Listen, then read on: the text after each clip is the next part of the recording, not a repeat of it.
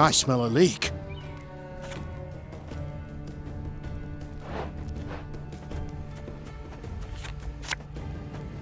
Should have listened to me, old lady.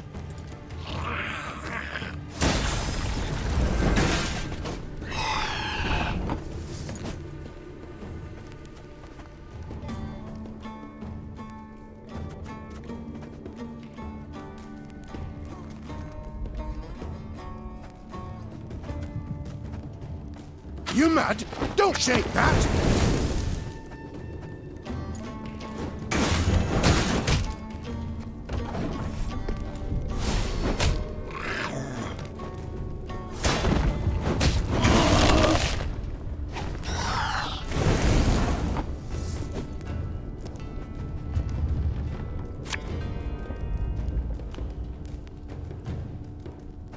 All right, that's no problem.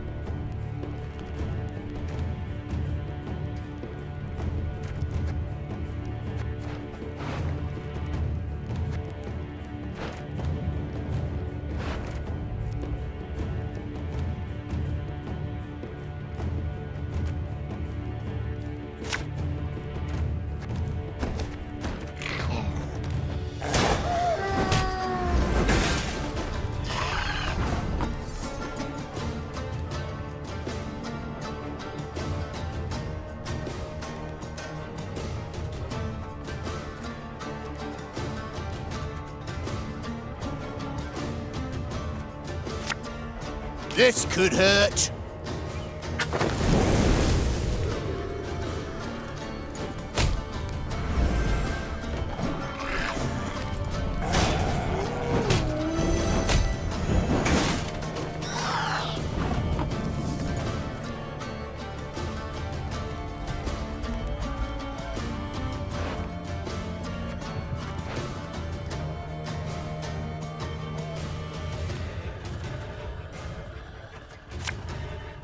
Hustle them! No other way!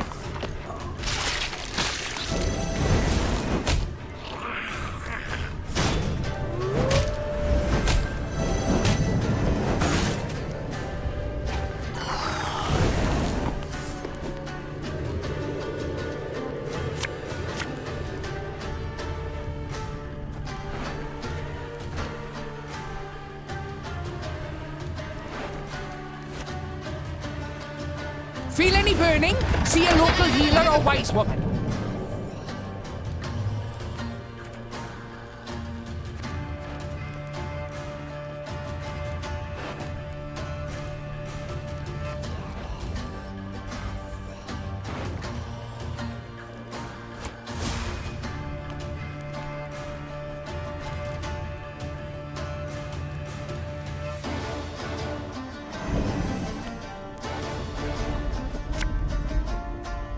This harvest will be reaping black-clad heads.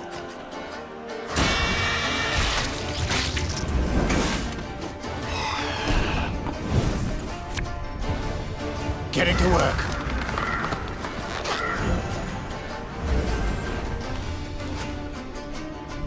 My spirit's willing and how, but these damn boots are killing me.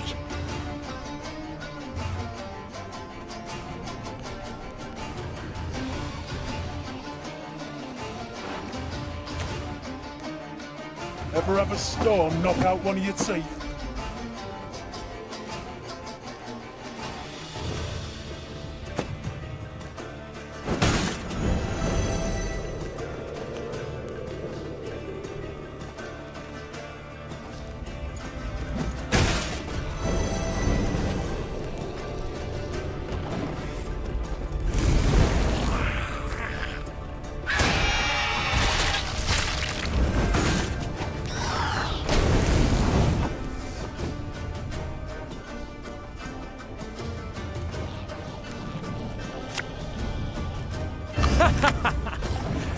Wait, you're serious?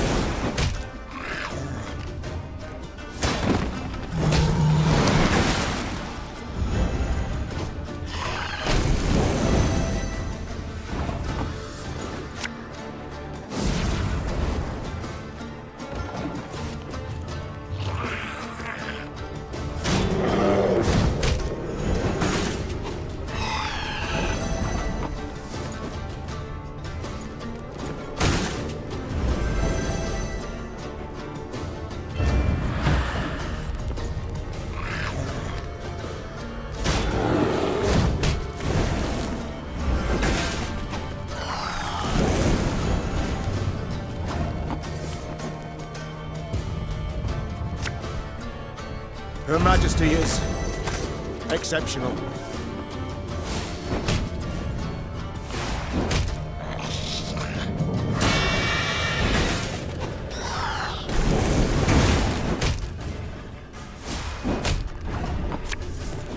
I'd hoped we could solve this some other way.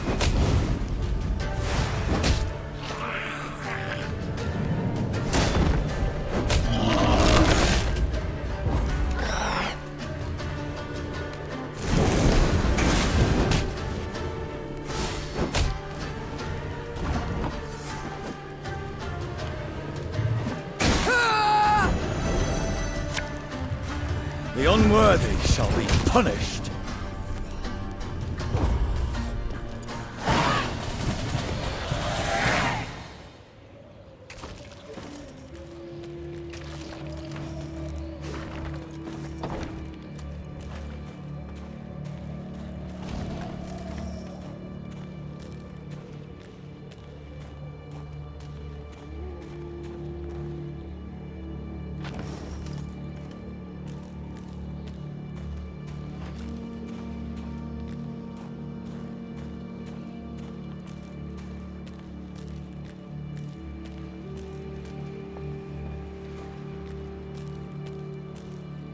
Meve had stopped and was removing packed ice from her mare's fetlocks when Gabor Zigrin approached.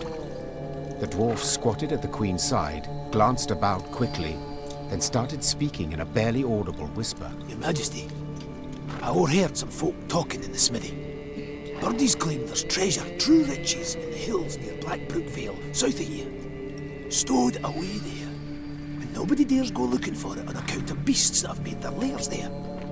But you've got a wee army behind you. I reckon you could try. Might be worth the risk, eh? The Queen brushed the snow from her knees and, raising a hand against the glaring sunlight, peered towards the mountains. Though tempted, she had doubts. to start, the rocky scree at their feet warned clearly of avalanches. I shall think on it. She answered, before vaulting into her saddle. Blackbrook Vale holds many secrets. And discover your head in the mountain. Ah!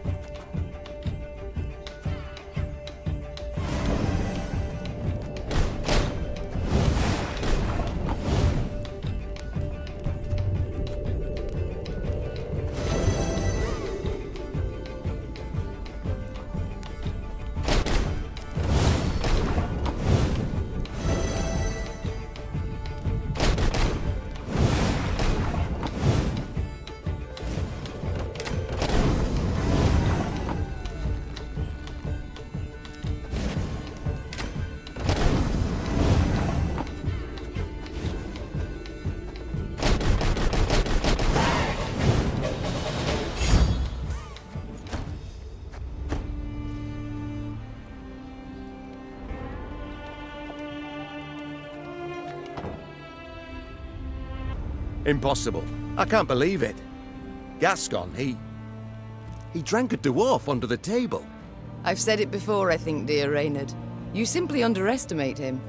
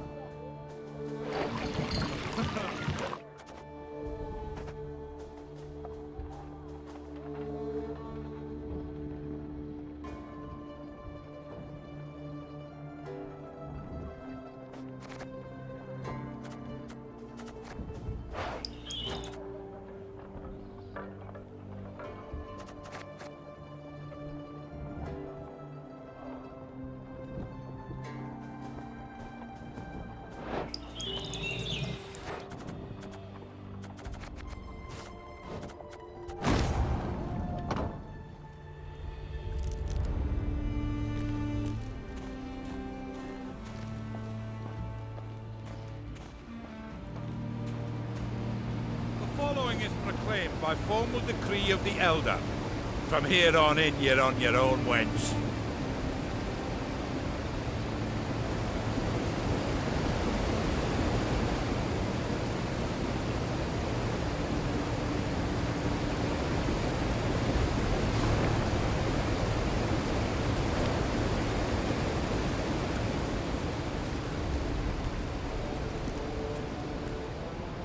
What is this place? Blackbrook Vale. Quite lovely. Aye, and damned dangerous. Keep your arms at the ready.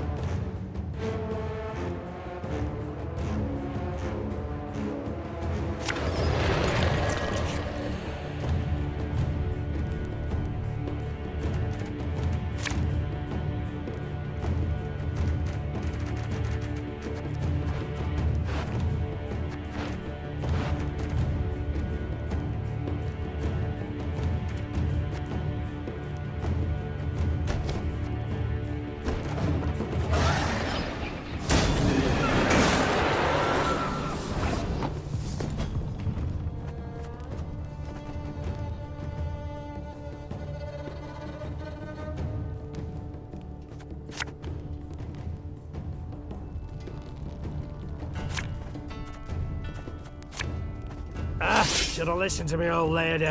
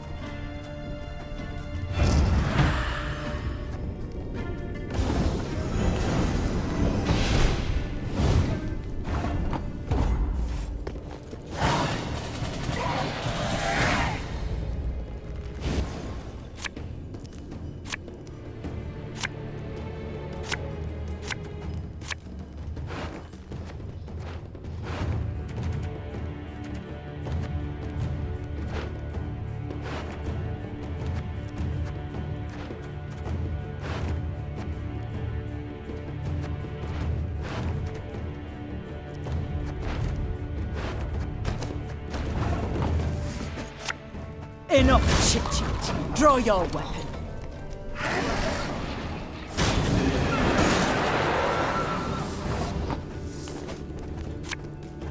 My scars? No, they don't hurt. This harvest, we'll be reaping black-clad heads. My spirit's willing and how, but these damn boots are killing me. Not supposed to be any smoke.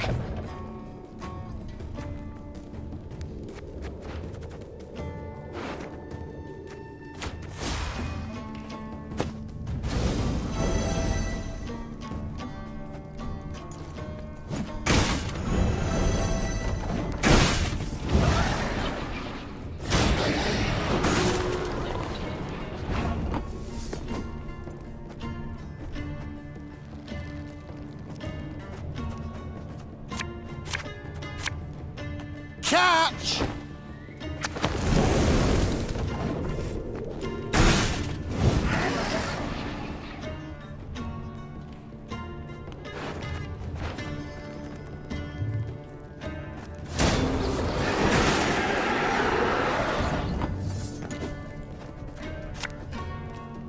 Have them done in a jiffy.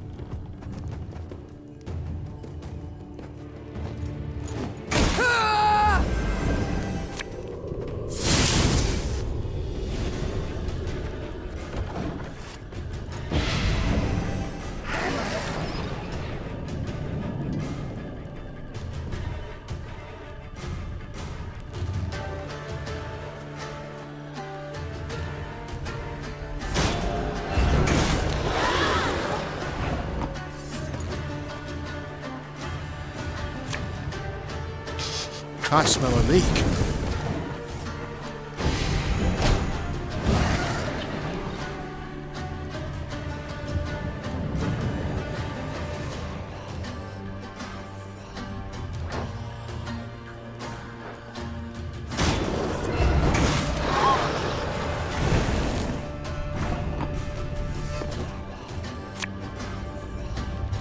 Have it the white of an eye from half a league away.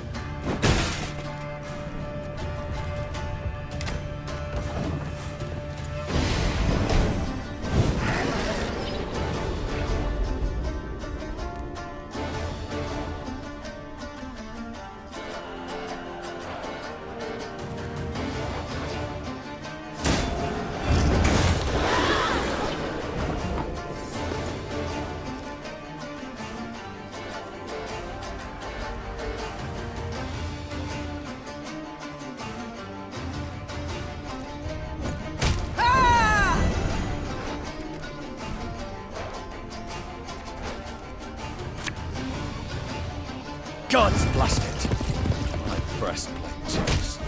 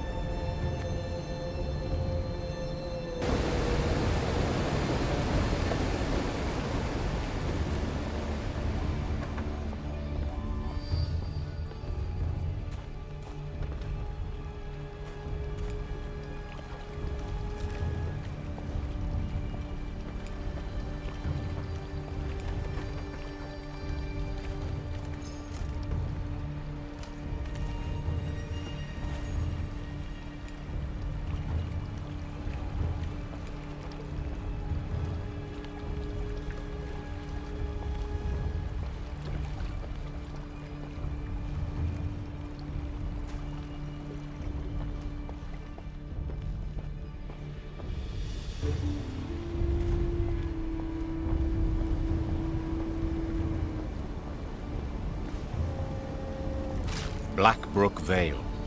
The name itself embodied infamy.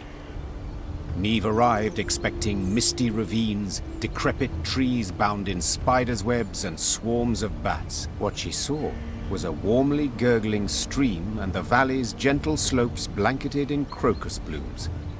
Only a village of abandoned, ruined huts and a cemetery stretching to the horizon behind it attested to the valley's grim past. The village seems shrouded in a guise. Be not deceived, said the Queen. Reynard! Some men to search the environs for any sign of life. The blood-curdling roar that came from the ruins a moment later proved the Queen's caution warranted beyond any doubt.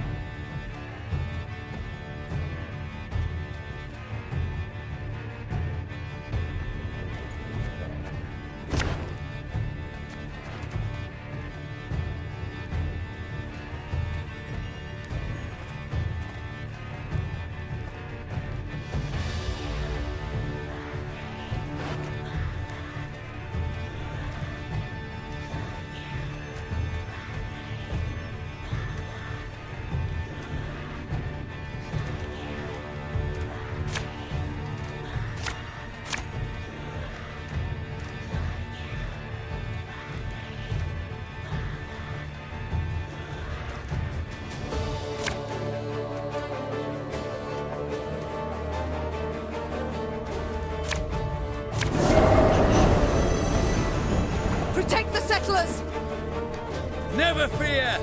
I shall protect you!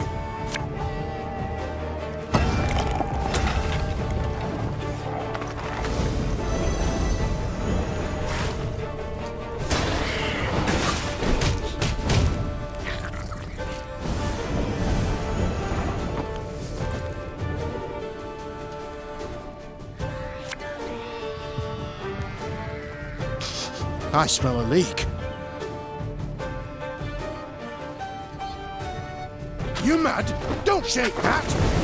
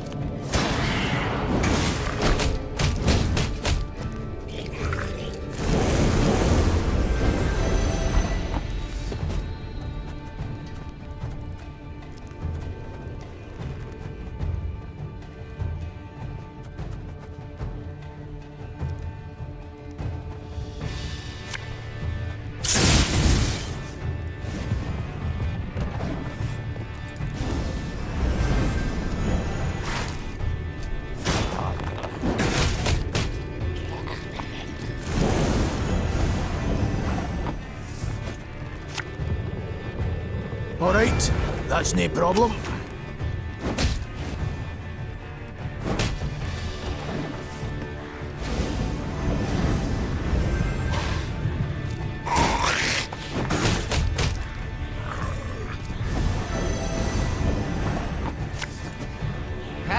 Not supposed to be any smoke.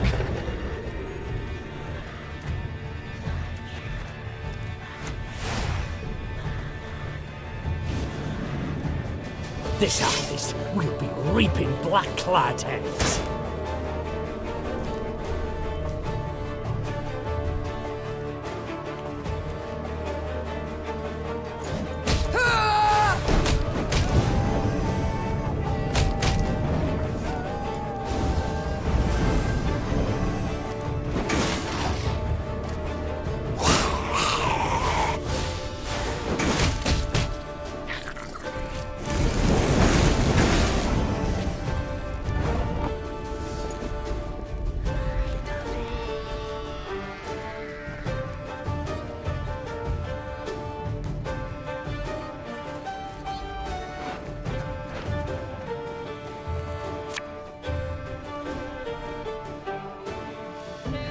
For Demavend!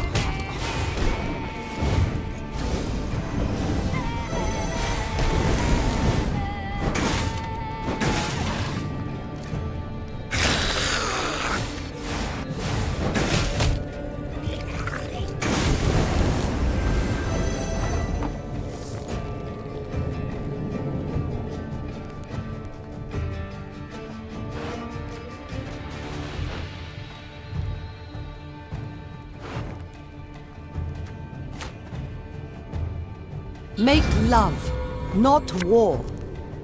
Prepare to fight, if you've any honor.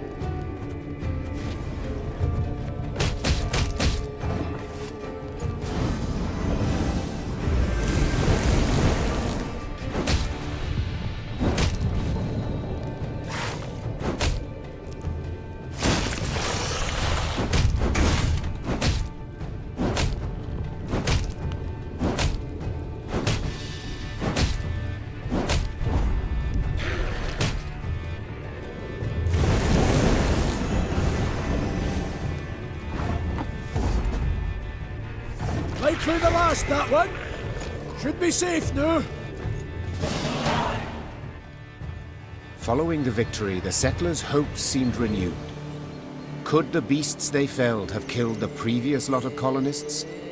Perhaps the curse that had long hung over Blackbrook Vale was at last broken. We thank ye, Your Majesty, the settlers' leader said, slipping the satchel from his shoulder. You've granted us new hope, and a new home. The dwarves had rolled up their sleeves, were prepared to go at the huts to repair them, when one of their number cried out. Hold! There's something here. Something reeky. A voice most familiar, thought Neve. Yes, for it belonged to Barnabas, the rescued inventor. The gnome had elbowed his way to the fore, stood on his toes, extended his nose, and inhaled through it like a pointing hound seeking out wildlife. Ignoring all queries, Barnabas had then sat down on the brook bank, filled a glass flask with water, and was now holding it up against the sunlight, dipping into it the tip of his tongue and some strange scraps of paper extracted from the depths of the pockets of his patched coat.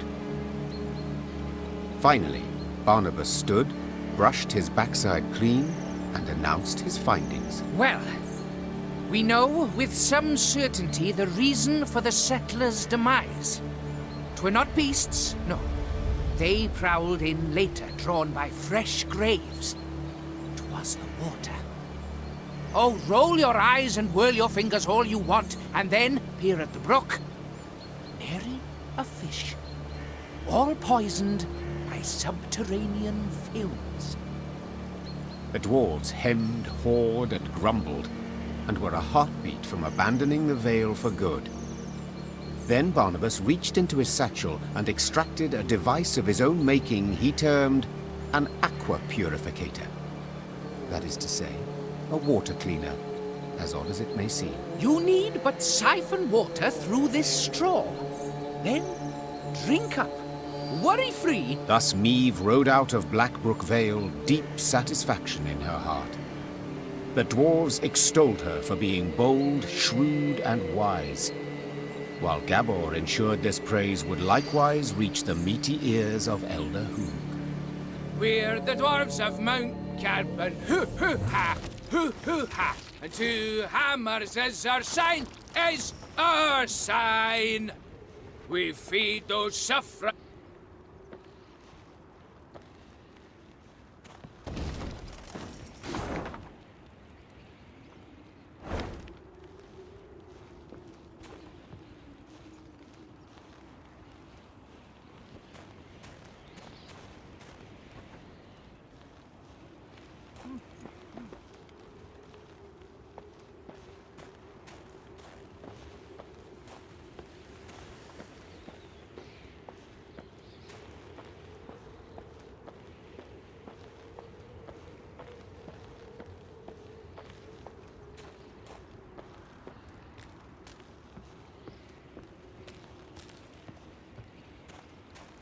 The rumors Gabor had overheard were true.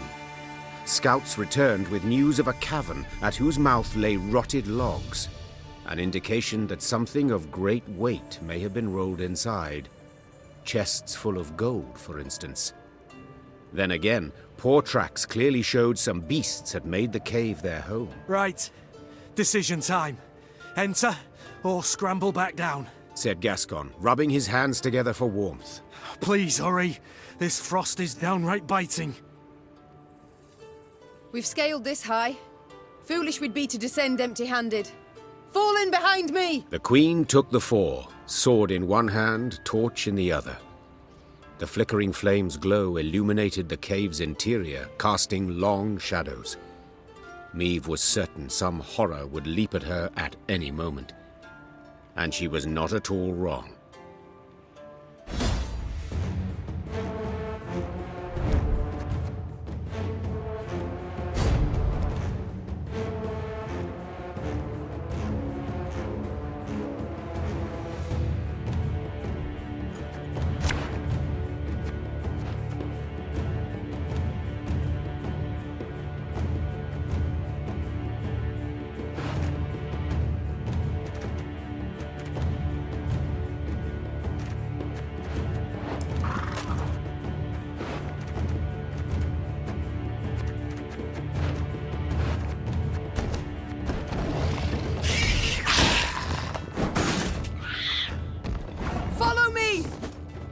now! Anyone here struggle with strong reservations when entering monster-infested pits? Asking for a friend.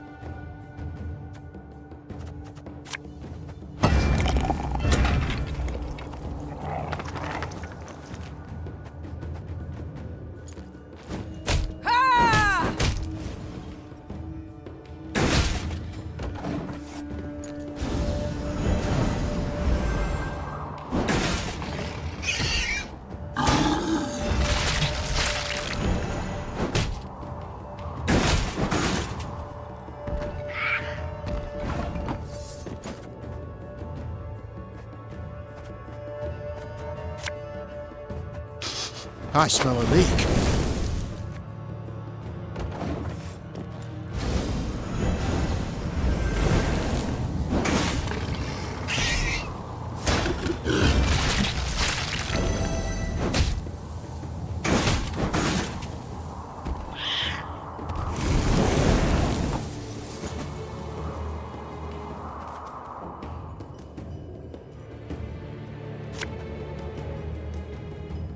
Thing about slings, they hide well.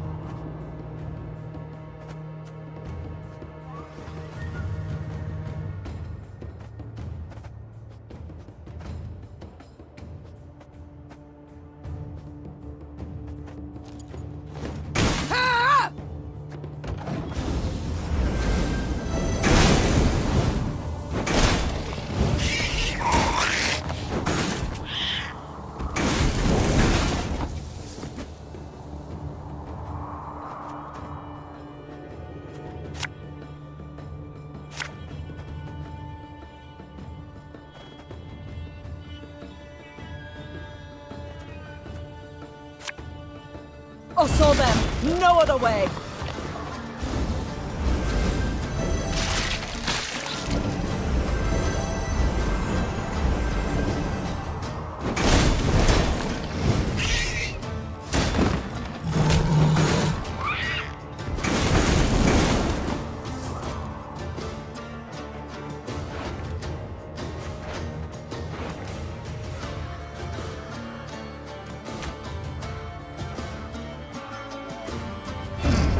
What? Oh, yes, I'm on it.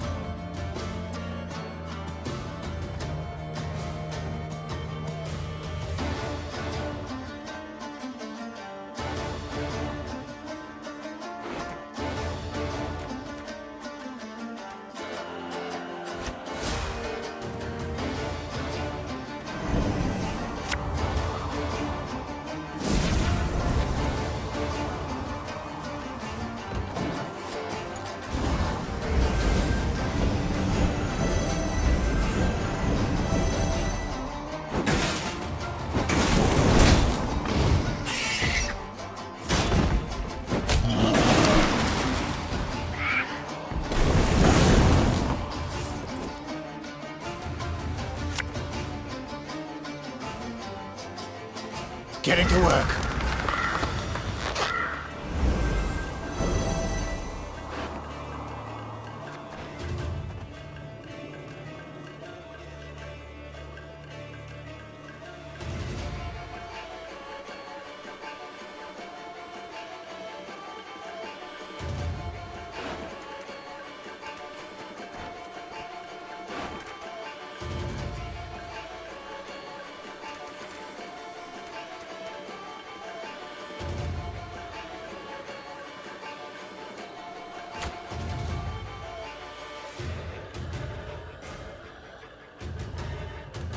There's a time to reap, a time to sow, and a time to die. Her Majesty knows what she's doing.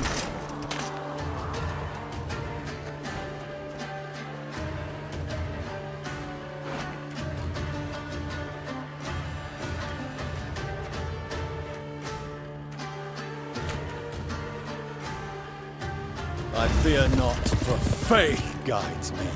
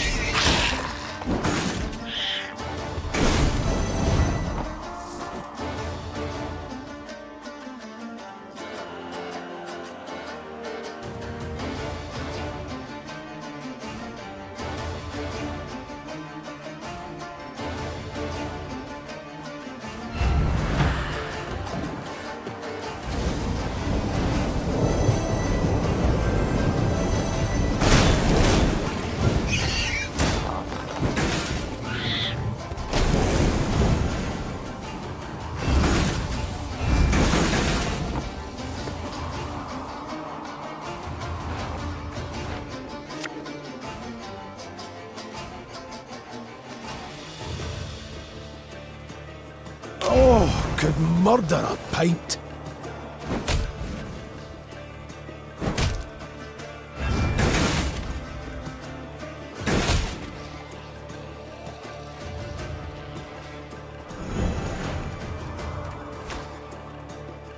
It's not too late to walk away.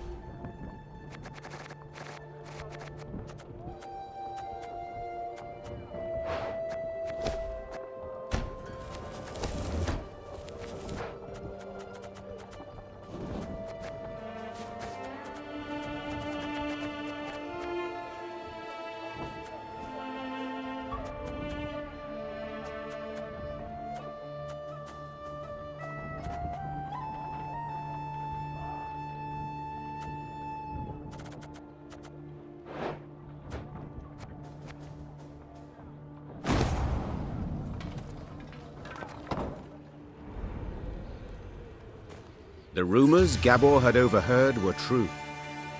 We've scaled this high. Foolish we'd be to descend empty-handed. Fall in behind me!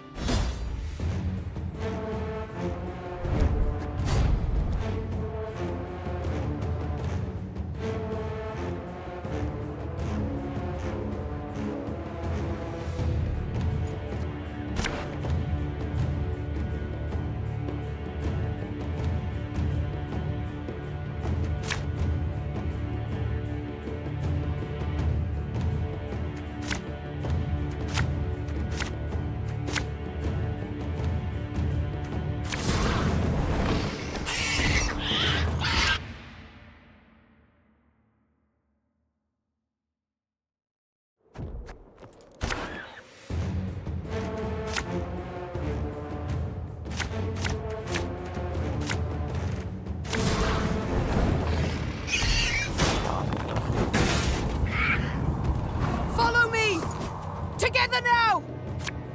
Anyone here struggle with strong reservations when entering monster-infested pits? Asking for a friend.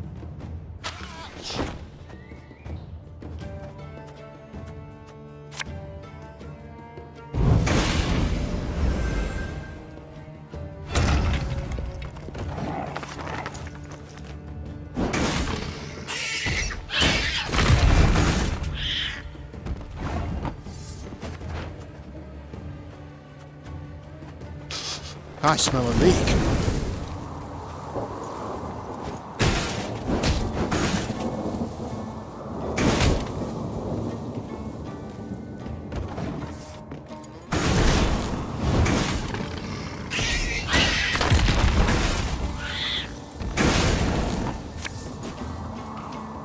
I'll fight to my last breath.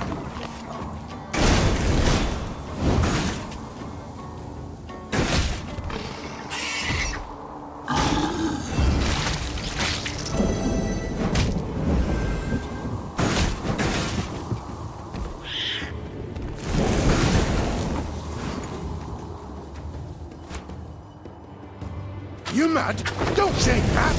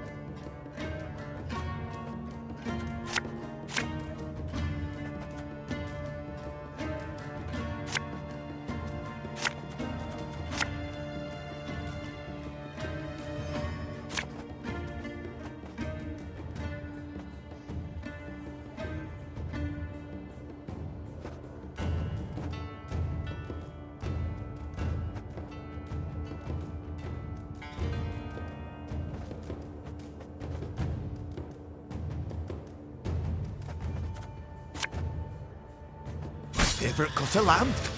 The shank.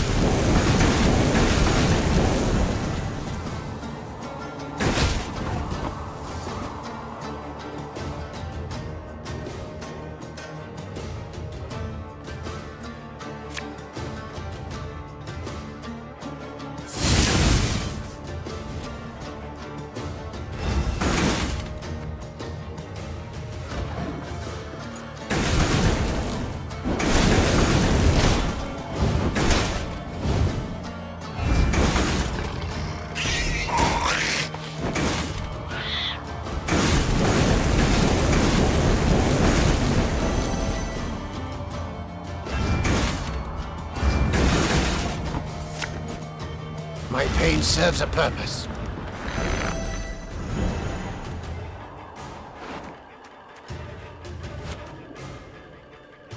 Looking to dance, mate?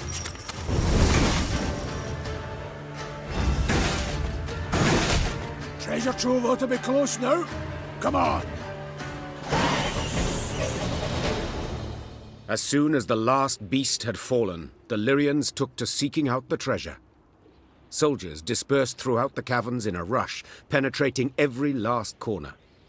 Finally, one called out. Got it! Got the treasure right here! Treasure! Shiny stuff! A number of steel-reinforced chests lay up against the cavern wall. Meve blew the dust from the lid of one and lifted it with some difficulty. She had hoped for gold and jewels, bars of Mahakaman steel at the least. Instead, she saw thousands of time-tarnished copper coins with a hole through their center.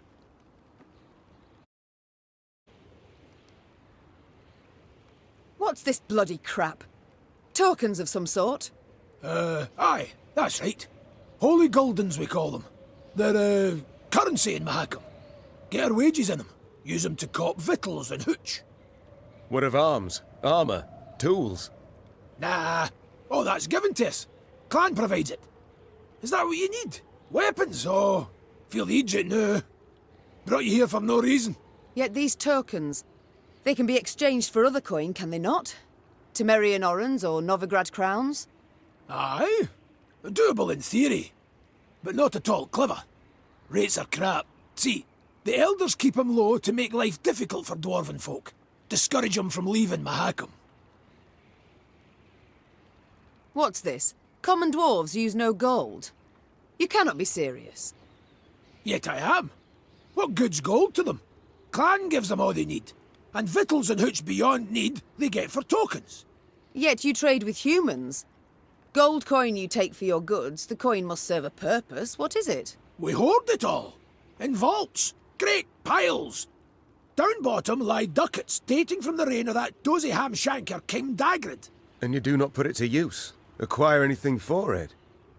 Then it's true what folks say, that you love gold too much to part with it. Hoard it for pleasure, as dragons do. Point of fact. That there's pure drivel. Gold's a metal like any other, just yellow.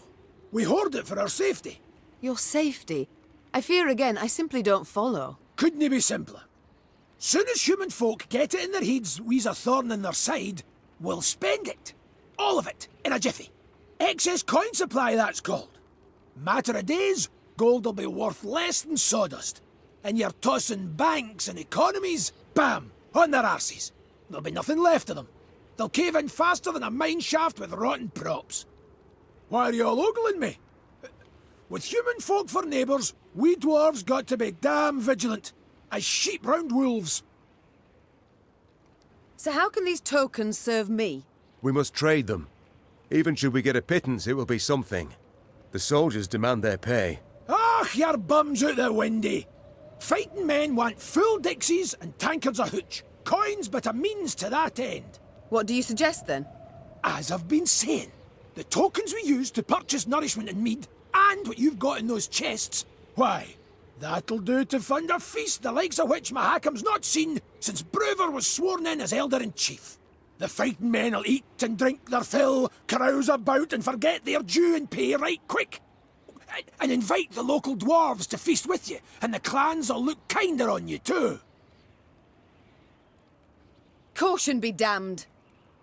Your Grace, I feel obliged to remind you we are at war with Nilfgaard, and every copper... Should go to building our army, I know. But we live but once, Reynard. Sir Gabor, take the tokens, and arrange me a feast so grand that Ebdahi himself shall hear us revel. As Meve's force could not possibly fit in a tavern, the feast was laid out in a storehouse. Crates arranged in rows served as tables and benches, while the windows were festooned with lion's foot and pasque flower. Great barrels of mead, cognac, and vodka were rolled in, and when the soldiers saw this, they broke out in cheers and laughter that lasted till dawn. Pour us another round, you lovable Lyrian bastards! For he's a jolly good a jolly good dwarf. There was food and drink enough for the dwarves of the pass, who, with Meave's men, raised tankards in hand and voices in song the night through.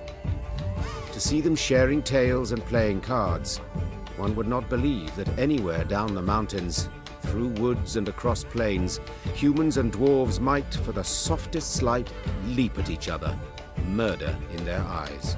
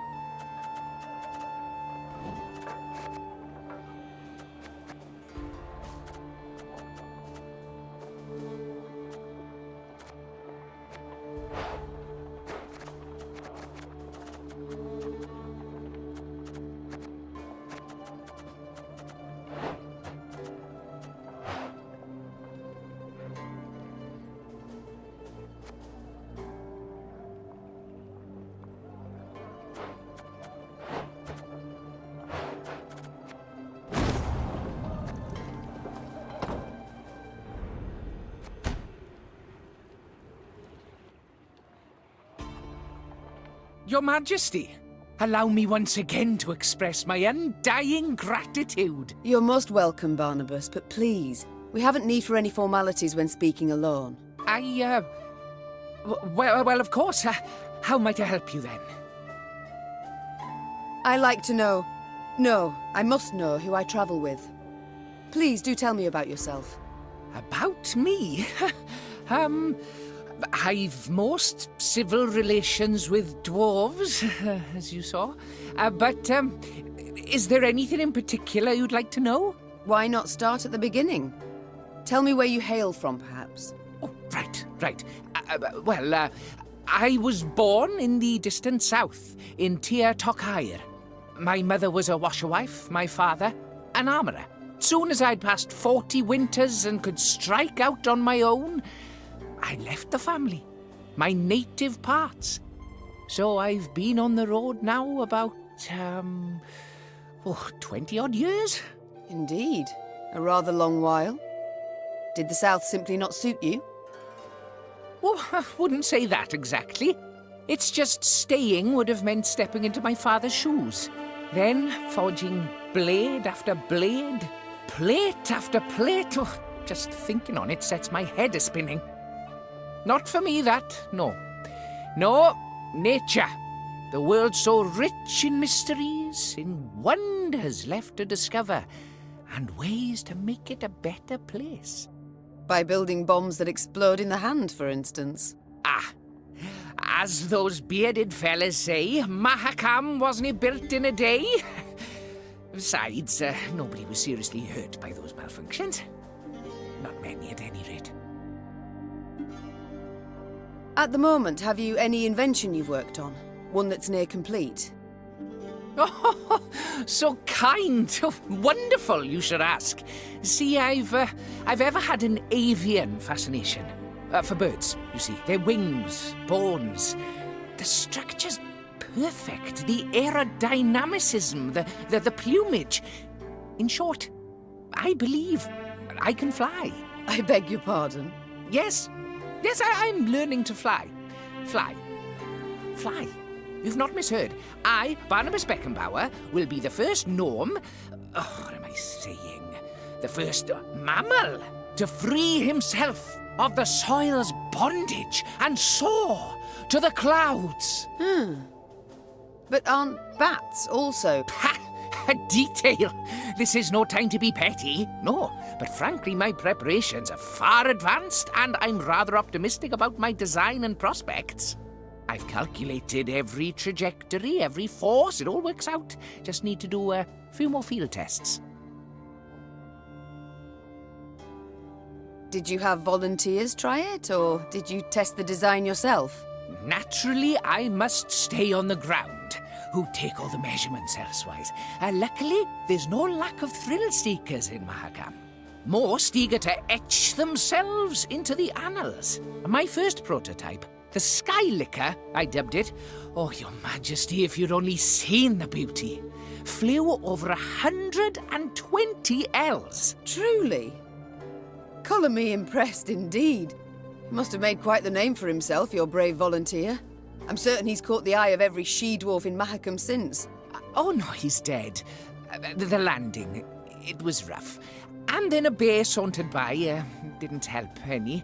Anyhow, as he died, the dwarf swore he regretted nothing. Brave lad. A bit daft, though. I see.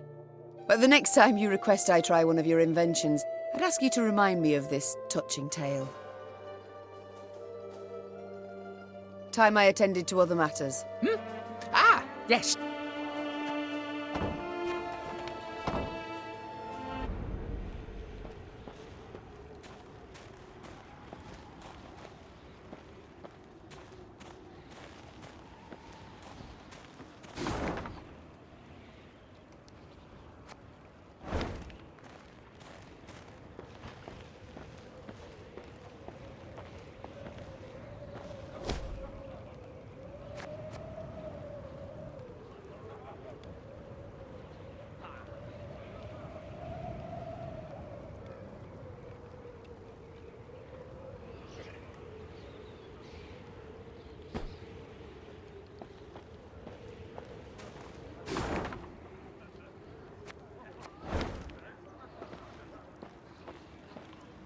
We would... Get up.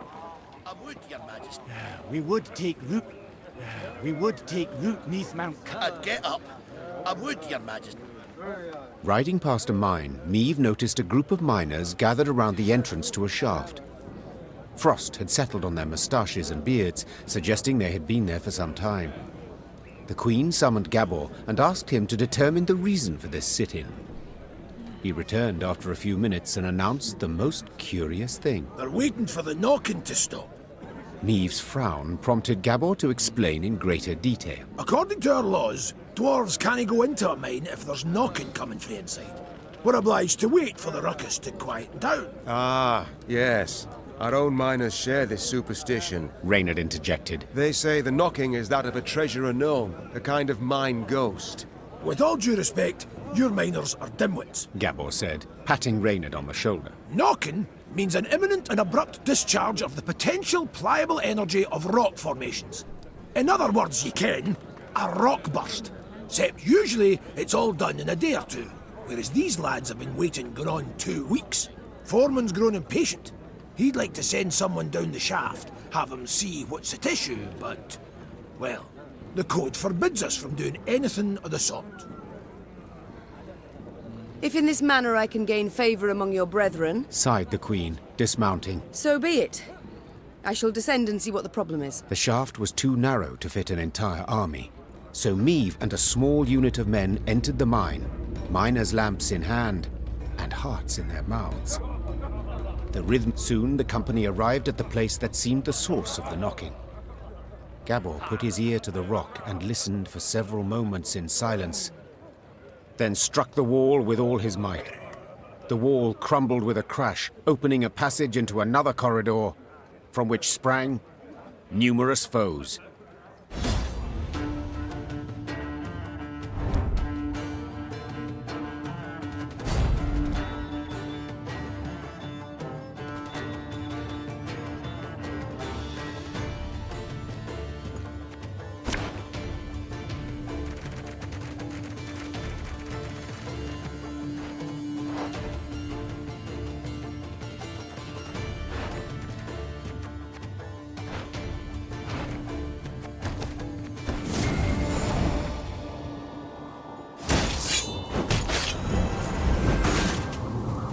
Did you hear something? What was... Watch your heads!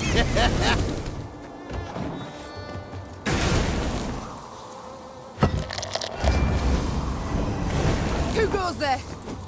Drop your weapons! Nay, you drop yours!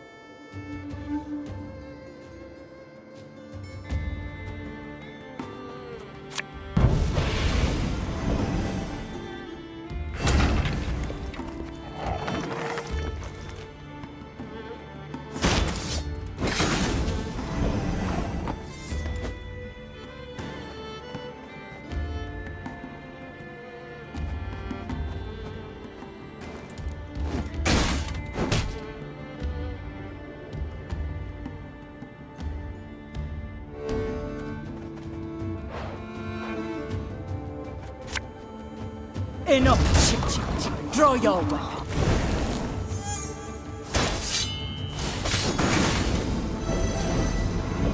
Who just grabbed me? Oh, apologies, Maeve. I thought you were Reynard.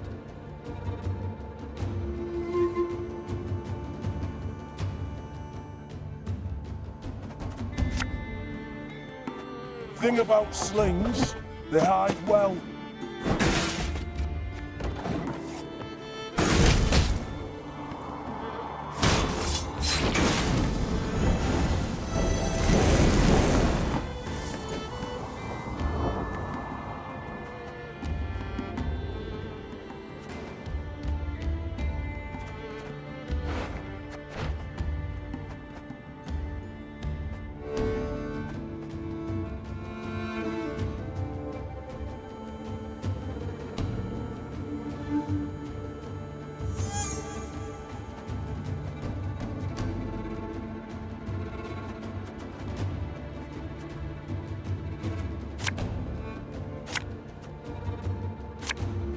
I fear not, for faith guides me.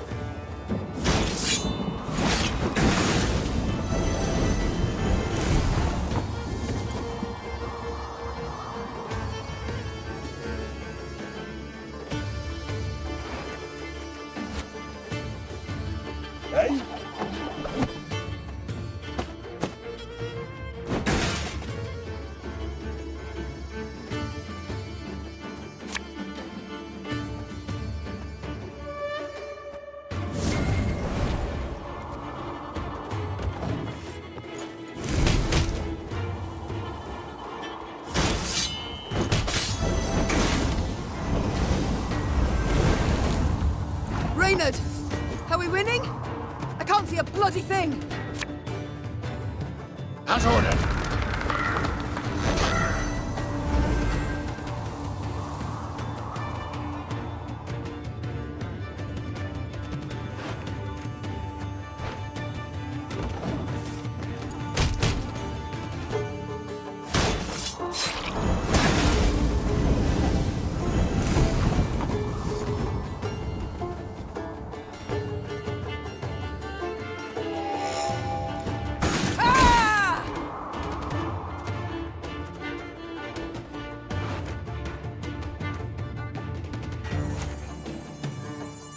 Feel any burning? See a local healer or wise woman.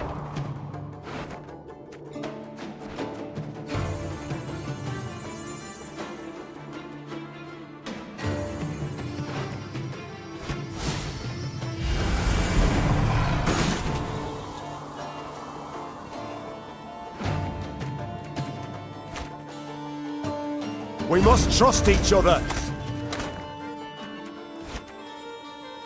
So much anger and suffering. For what?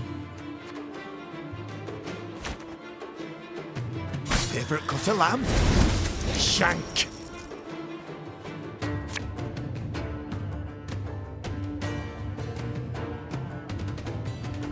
You sure about that?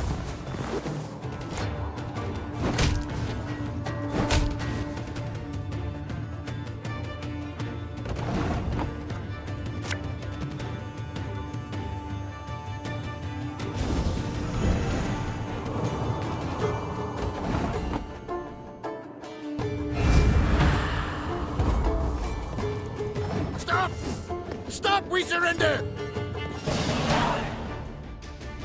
Both sides were surprised.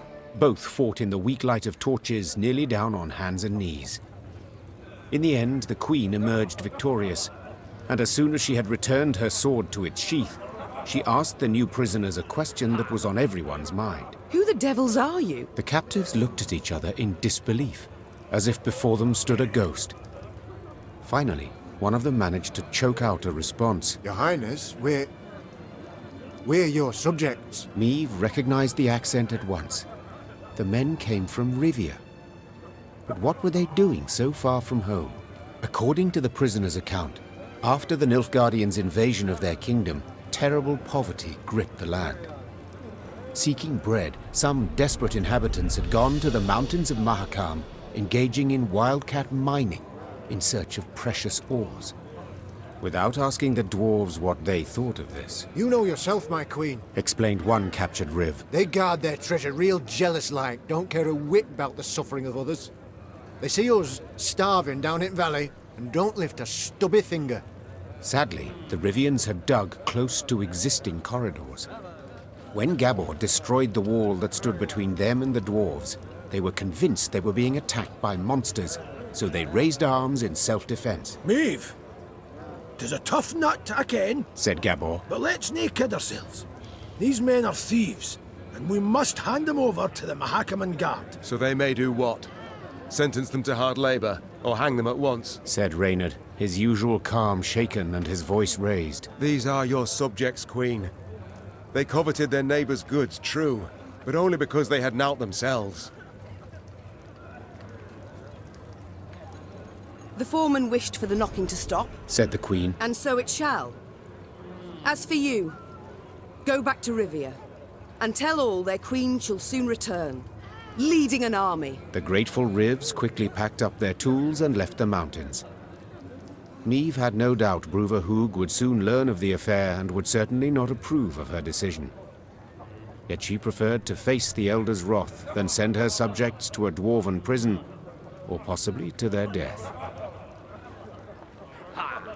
Well, boys, a wee swig and we get back to work.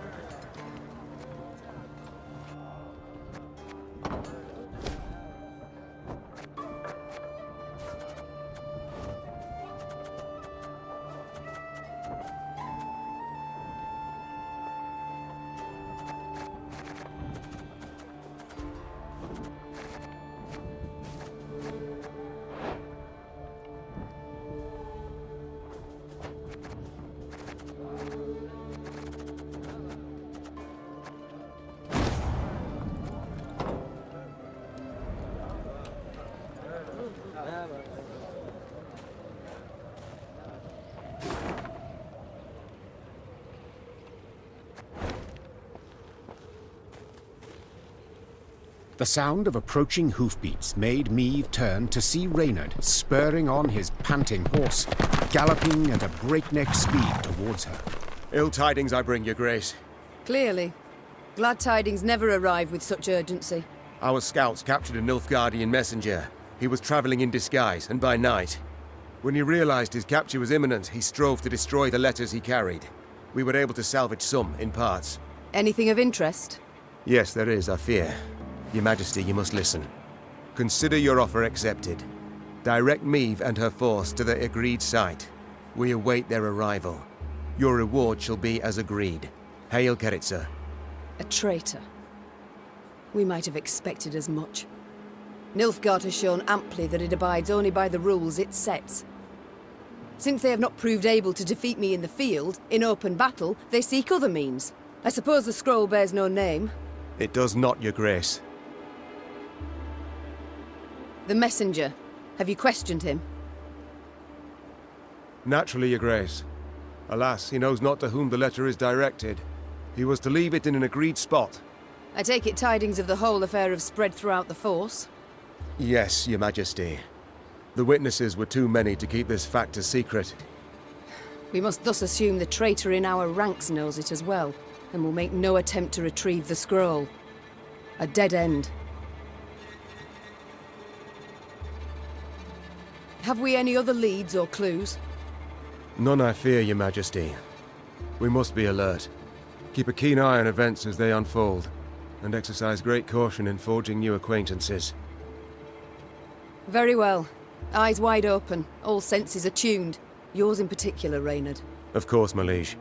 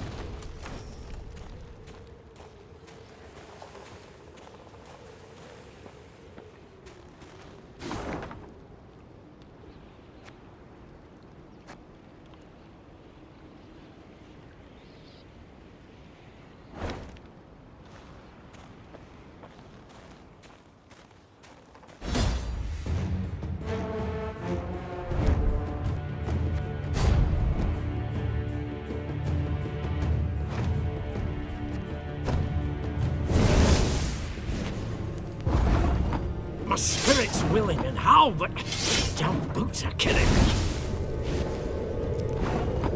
Aye. Thing about slings, they hide well.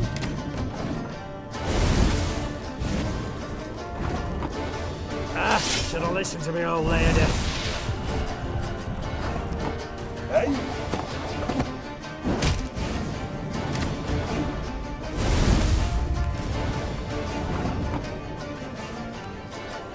This artist will be reaping black-clad heads. Ever have a storm knock out one of your teeth?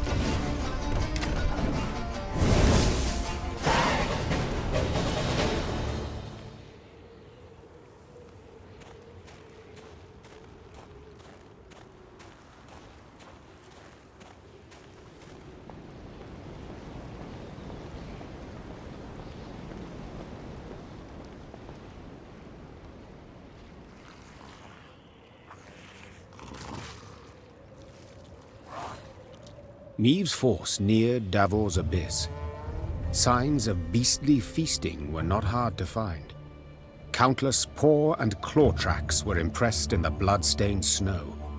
Among the boulders, bones picked clean were strewn about. Gascon lifted one from the ground. Empty inside, he said. Something sucked out the marrow. Neve's soldiers feigned indifference to the grisly sight. They marched on, their stepped rhythm unwavering, a song on their lips. Yet hearing a slight tremolo in their voices, Neve knew they merely sought to drown out their fear. A moment later, a commander's horn sounded, the signal to halt. The Queen galloped to the fore of the column and found herself at the edge of a vast, round hole in the ground. She could not see the bottom. Neve drew her reins tight to prevent her mount from taking even one step forward. What is this? A crater? A desiccated lake? A mine of the strip variety, Gabor explained. Treasures we picked and shoveled for here. Diamonds. Till we happened on the beasts, that is. What now? Orion's a dam. Holds back a lake. If we can break it, water will rush in, fill the abyss and the tunnels from which the beasts emerge. Just need to get around the mine first. Way down's on the other side. Neve squinted and gazed into the distance. Indeed, there was the dam. And at its foot, a swarm of beasts roiled about. Her soldiers gazed at their queen expectantly, their arms at the ready. She knew well they would rush into battle, in spite of their fear. Gabor! Meve cried out over the whirling wind. Have you bards here in Mahakam? Course, your grace! Then we shall give them good reason to compose this day, on the themes of courage, of heroism, of Lyria! Gee up! And with that cry, the queen spurred her mount, grabbed a banner, and raising it high over her head, rushed headlong at the horrid swarm.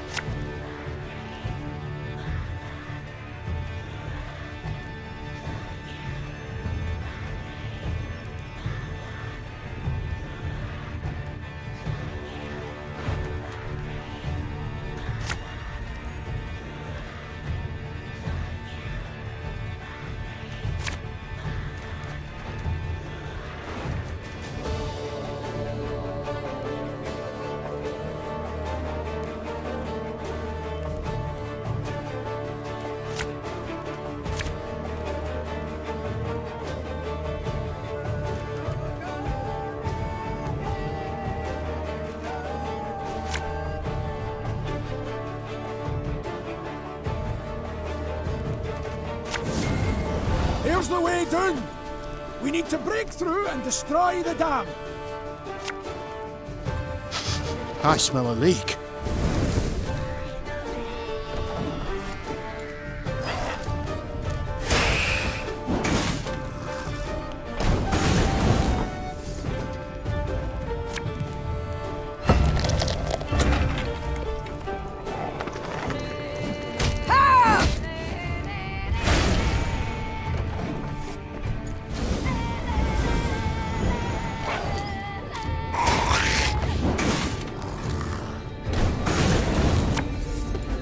You mad? Don't shake that!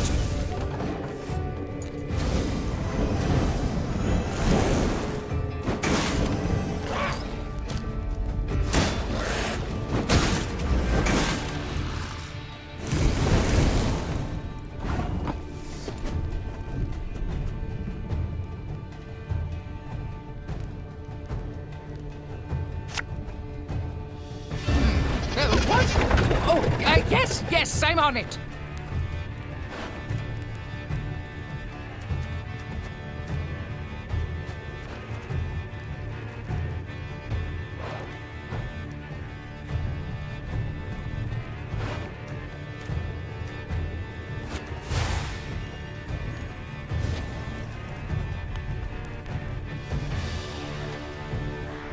Ever have a storm knock out one of your teeth?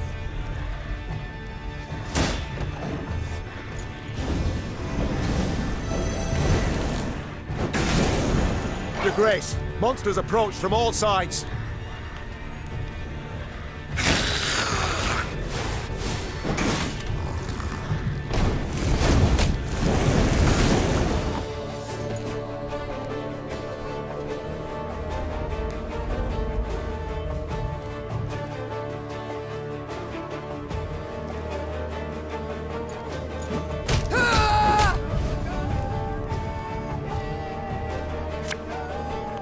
Oh, could murder a pint.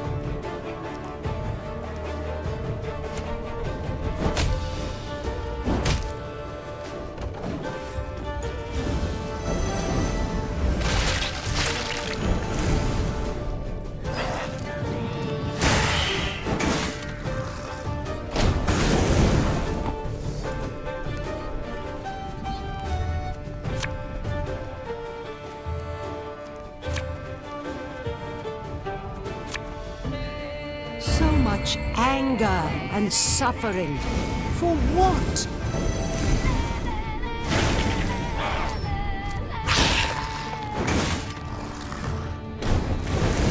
Excellent! The dam's about to give!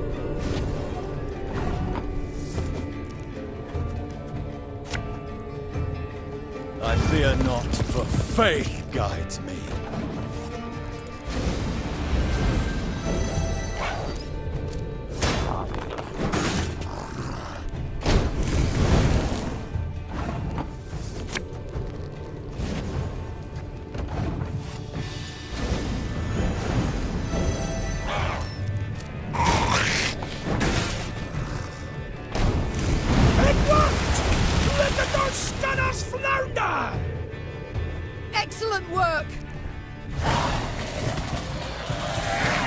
And indeed, bards sang of this battle soon after. For no claws or fangs could break through the wall of shields the Lyrians raised that day. And no scales could protect the beasts from the Lyrians' stinging arrows and blades. Fight!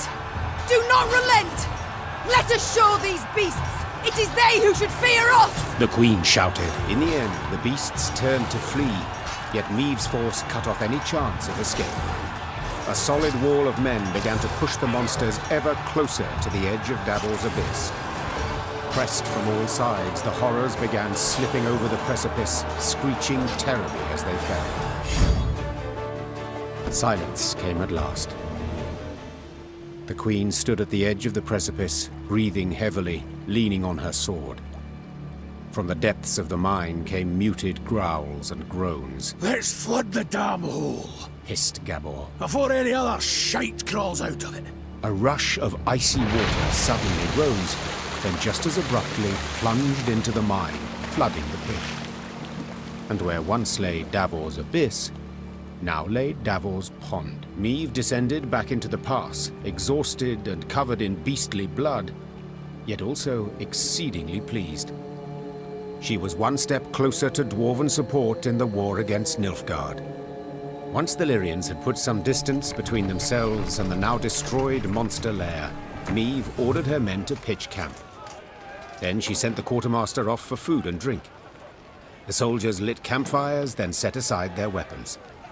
Soon after, lively music and song could be heard throughout the camp. Your Majesty, Reynard said from behind Meave's back. A messenger from the Elder-in-Chief. The Queen turned to see a dwarf in a richly adorned jerkin and a shako with golden seams. She stifled her laugh into a smile and lifted her chin proudly, expecting praise and a pledge of aid in the war against Nilfgaard. My lady, your daring deeds have come to the Elder's attention, said the dwarf in a measured voice. He's positively irate and demands an explanation. Irate? But why? I and my men, we've aided you greatly. Elder Hugh awaits at the Long Bridge. You'd be wise not to keep him there any length of time. And with that, all the Queen's enthusiasm for a celebration was instantly gone. She waited until the fires expired and the songs died down, then gave the order to march.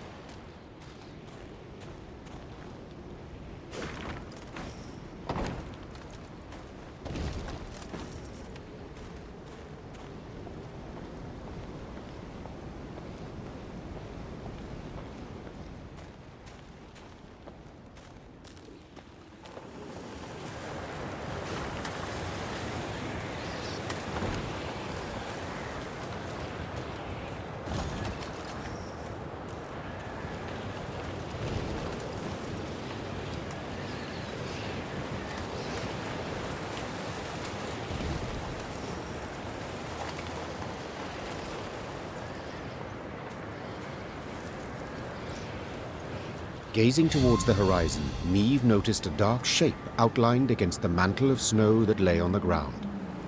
It proved a tower, toppled and broken in pieces. Around it lay the ruins of other buildings, blocks hewn out of basalt rock protruding from the permafrost. That'd be the Clan Vidmar ruins, said Gabor, hollering over the wind. Rich ones had their clan seat here till earth tremors turned all into dust. Hundreds of dwarves lived here once, and now, not a living soul. Ah! Help! Save me! On the contrary, there was someone midst the ruins, and said someone was clearly in trouble. Meve ordered her men to find the unfortunate soul. They returned moments later, leading a dwarf whose teeth chattered. They had found him in a ruined building where he'd sought shelter from ghouls. Judging by his appearance, the dwarf had spent the better part of a week there.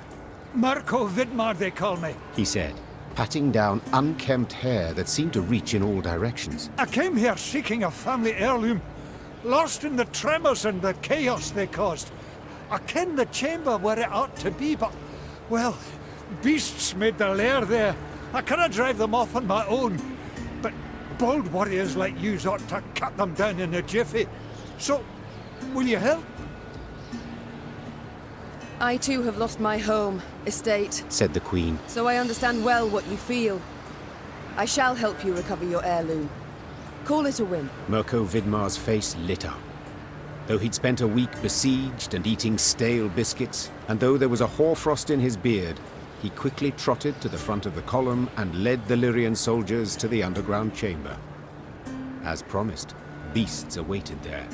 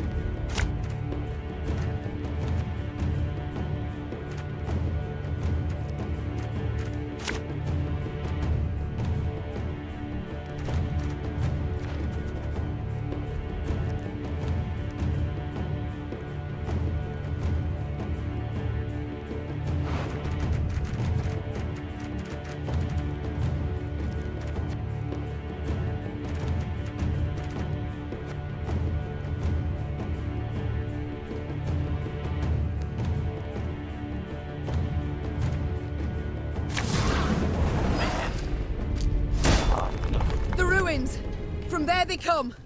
Drive them back!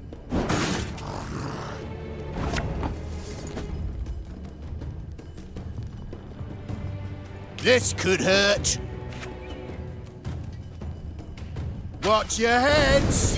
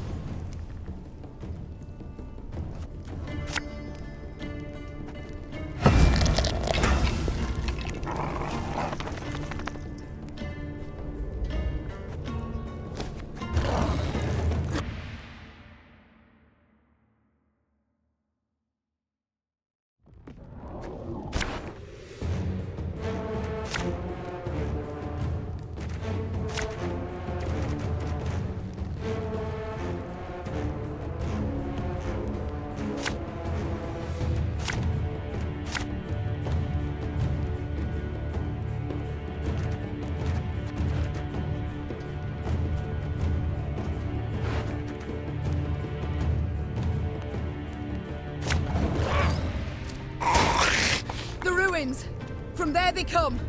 Drive them back!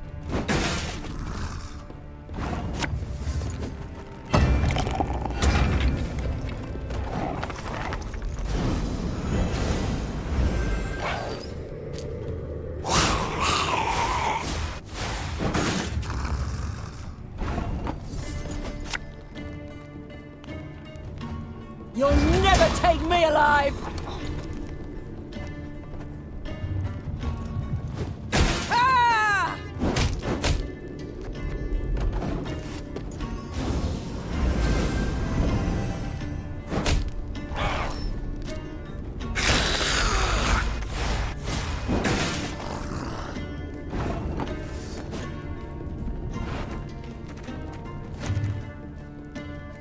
This could hurt.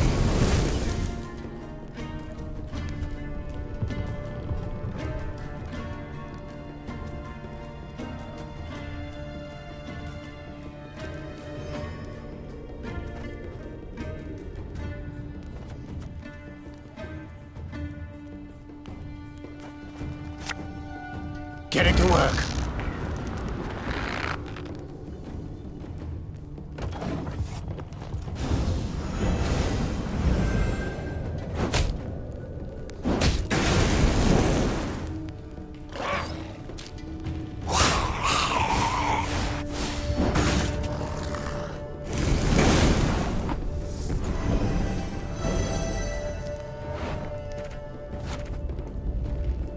Watch your heads!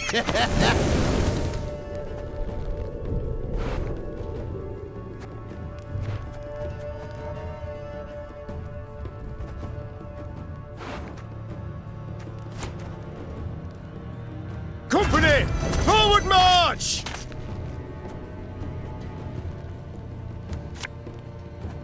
I think you'll really like this one.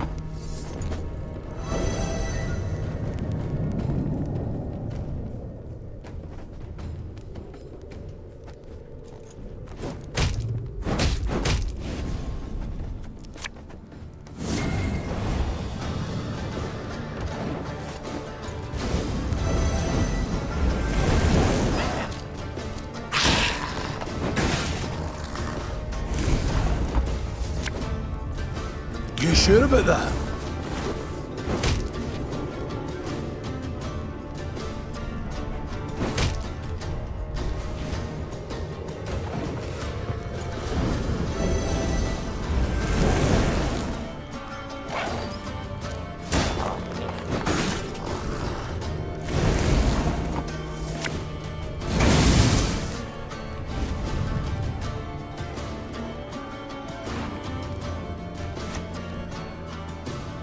Nothing personal, I assure you.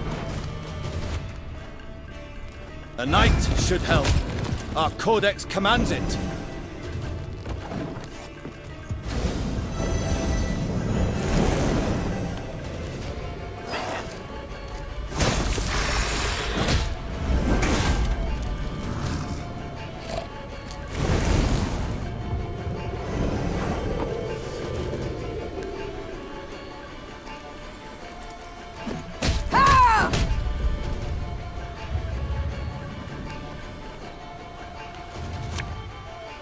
Bigger they are, easier they are to tug.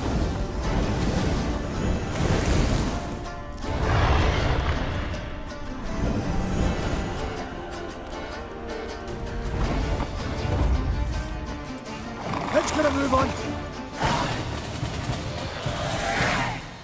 As soon as the fight was done, Mirko Vidmar ran towards a crate that stood on a pedestal, slipping on the now bloody floor. When the dwarf lifted the lid, precious stones spilled out. Your heirloom? This? Asked the Queen, rather puzzled. I thought a pipe that belonged to your grandfather more likely. Seems to me Brother Mirko wasn't wholly candid with us. This here's no heirloom, no family souvenir. It's the treasure trove of Clan Vidmar. We thought it gone for good. Pressed for the truth, Mirko admitted no family sentiment had prompted this expedition.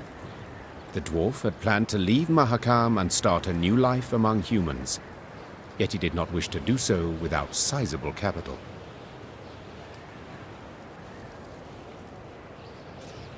I canna stand to stay here a moment longer. The days, all of them, they're identical. Rise with the first cock's crow, march in double file to the latrine, crap on command, 12 hours down the shaft and home to sleep. Mirko complained. Want a wifey? Put in an application, in triplicate. Care to snip your beard? Elders got to approve it. You want to add buttermilk, not cream, to your mushroom soup? Clan council's got to debate it. How's a dwarf not to get balmy? I understand the lad, no two ways about it. Gabor sighed. But I feel it's my duty to remind yous that what Mirko's going and doing here, well, there are laws. Treasure's due the Elder-in-Chief, not to Mirko, that's one. Second, any dwarf that wants to leave Mahakam can't take nothing but his breeches, his dixie and his coat.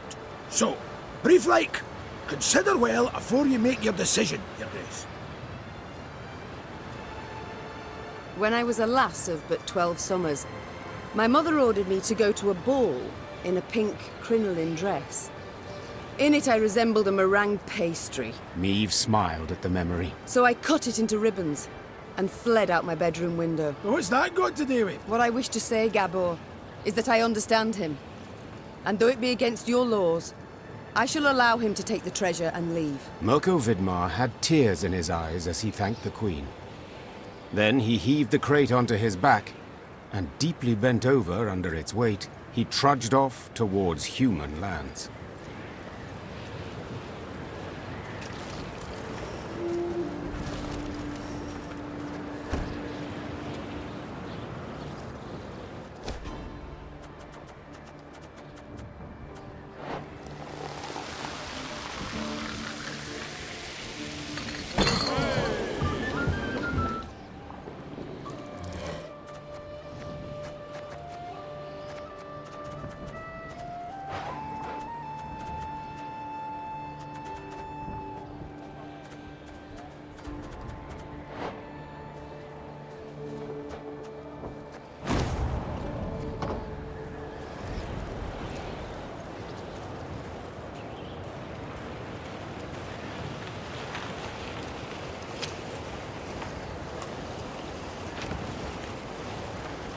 Frozen, all.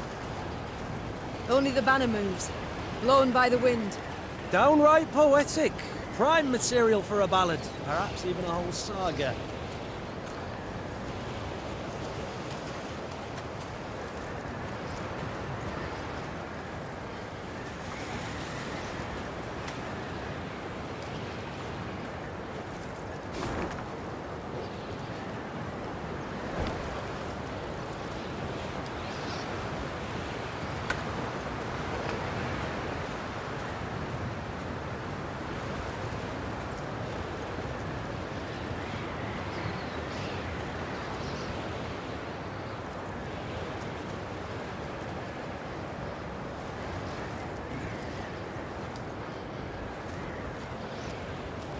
The Lyrians rode a narrow, winding path along the rocky ridge. To one side were ice-covered boulders, to the other, a chasm hundreds of feet deep. They could have at least erected some barriers, complained Gascon, knocking snow from his cap. Got plans for that? Gabor said. Just need to decide how high to make them. What? Think. Should they be the height of your average dwarf, or a human?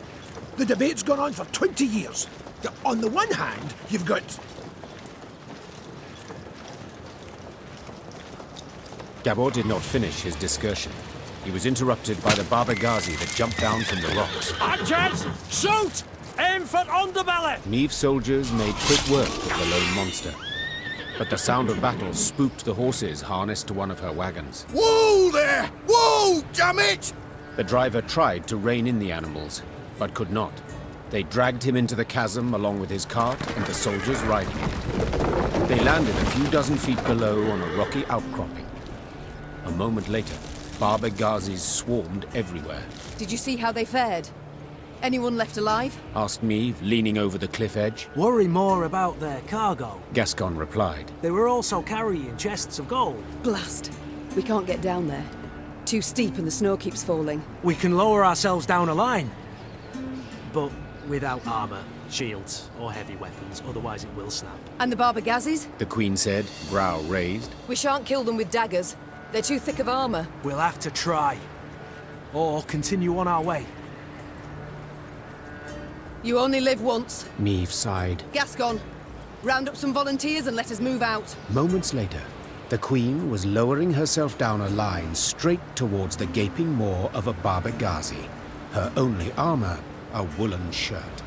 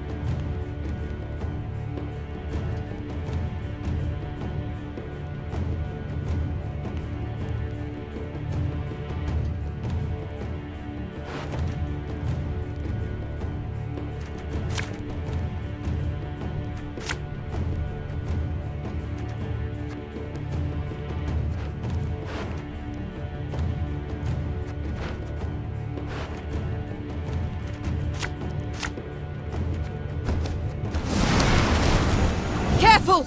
No one try to be a hero!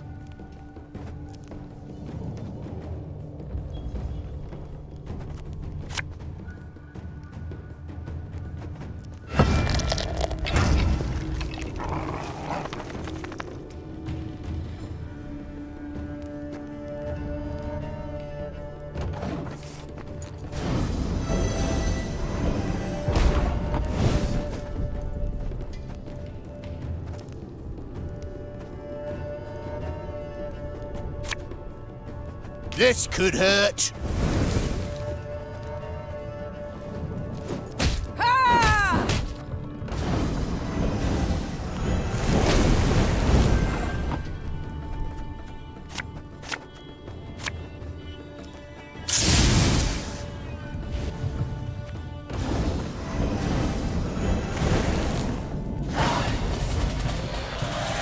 Bereft of sword and shield, Niamh could not withstand a single blow.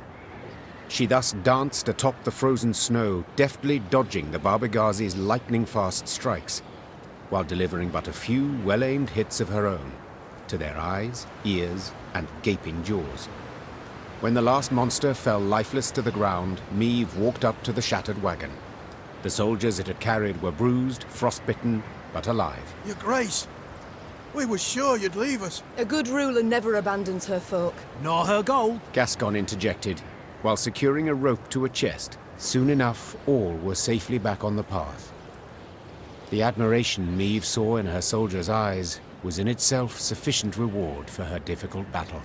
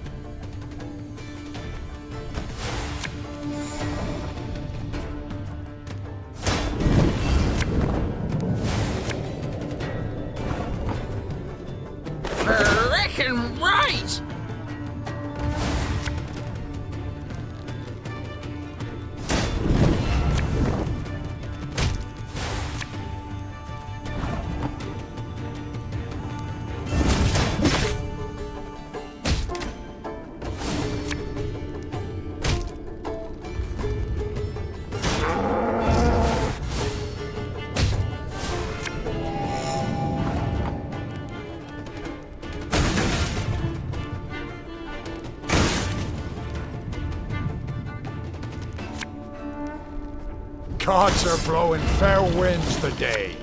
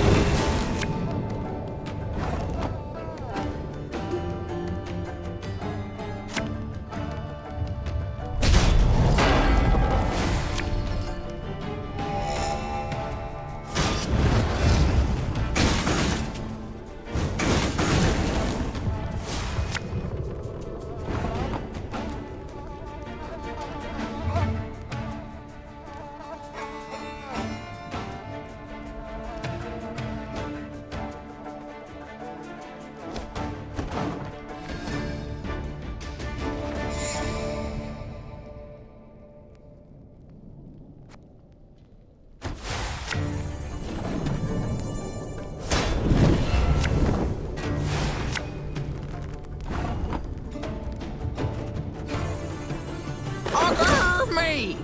Ackers!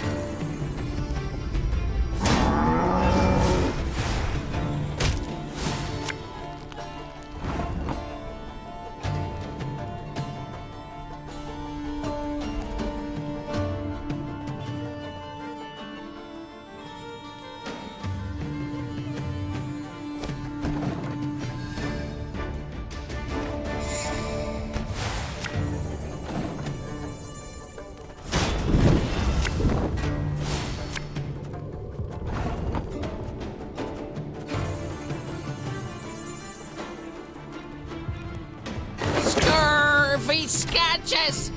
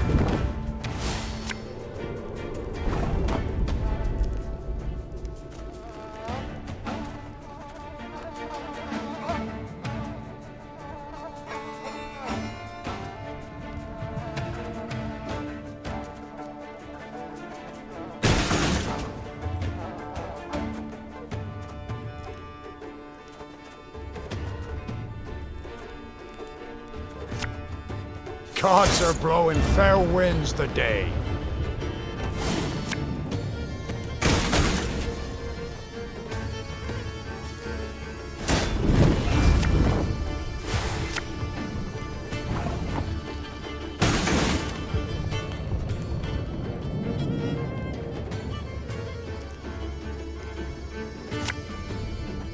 I am here to lend a helping hand.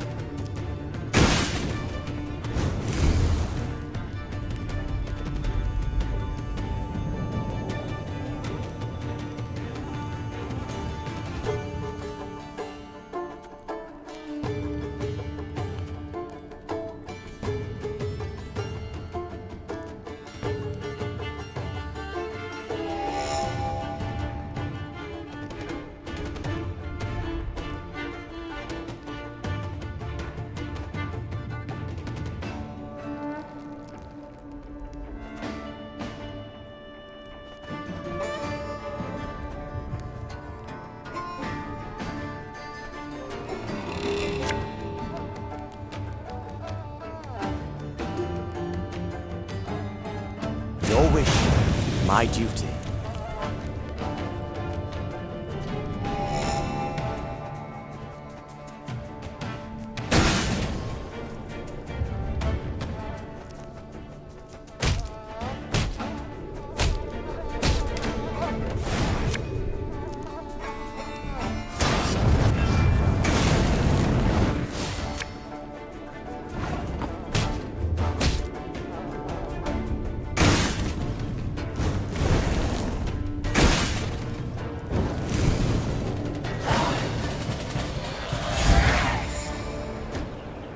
Welcome to me inn.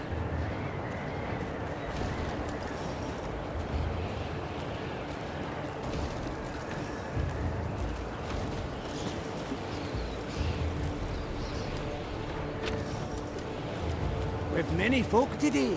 Good to see you again.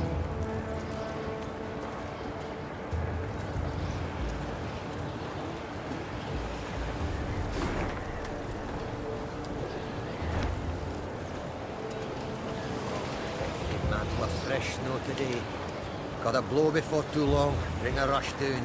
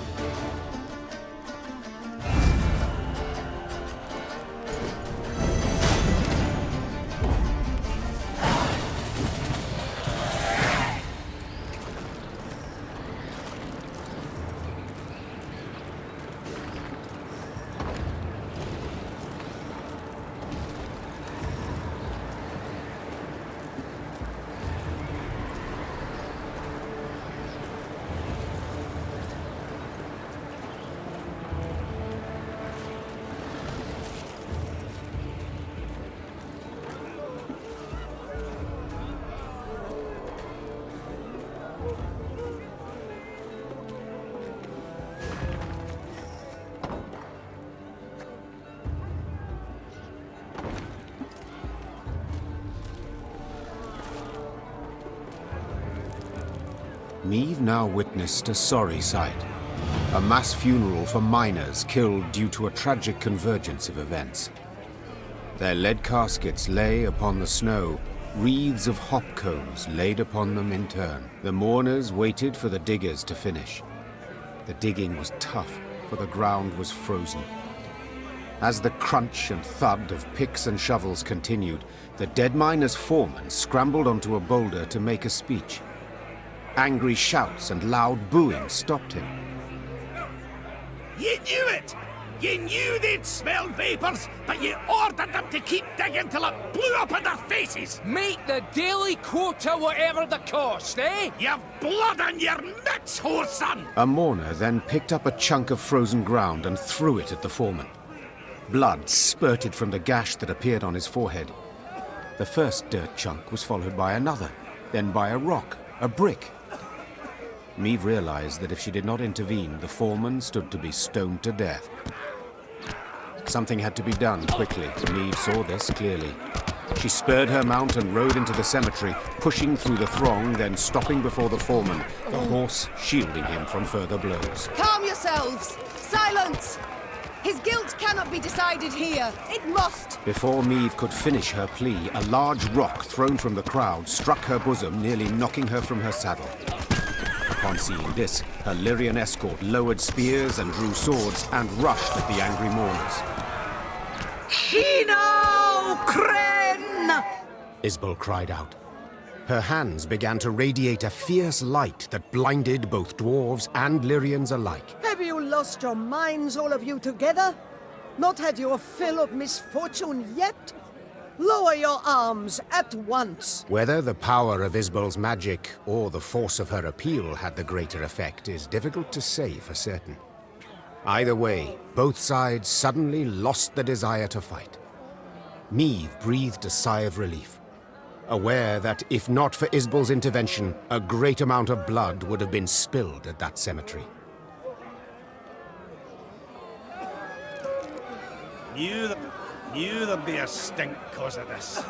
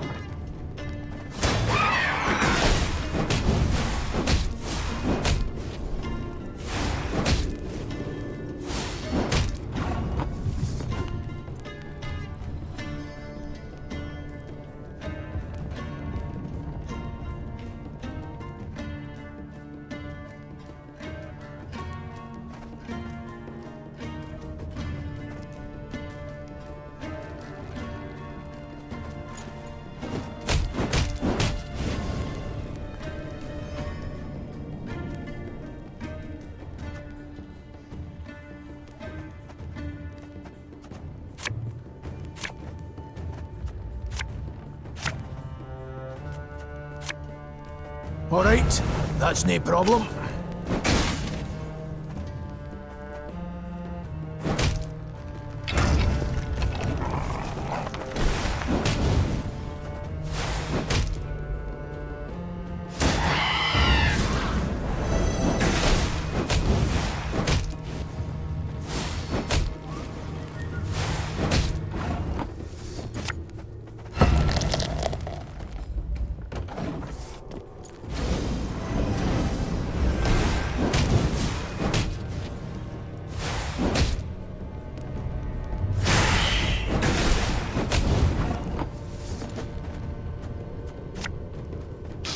I smell a leak.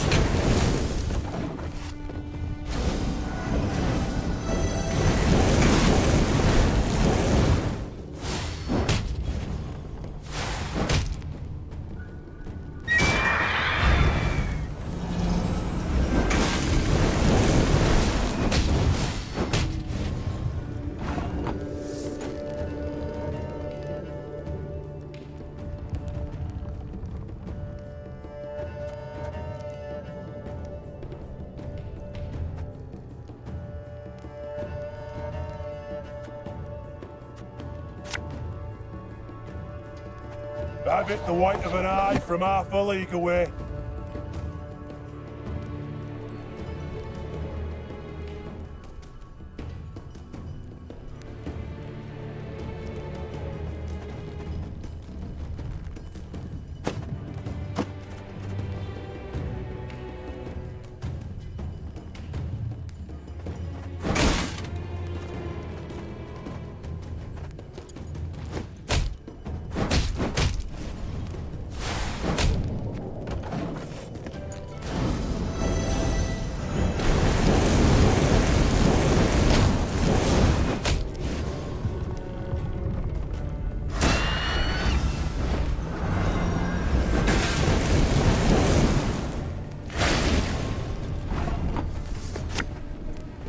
Bigger they are, easier they are to target.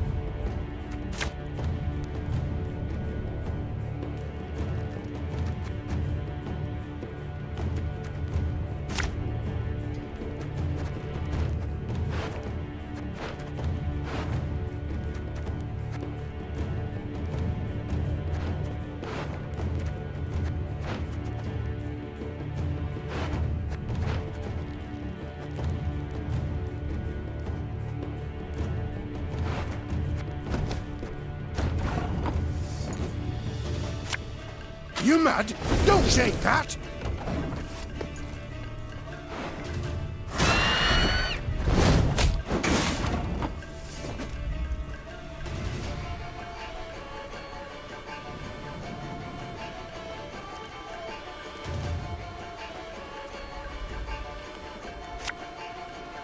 I think you'll really like this one.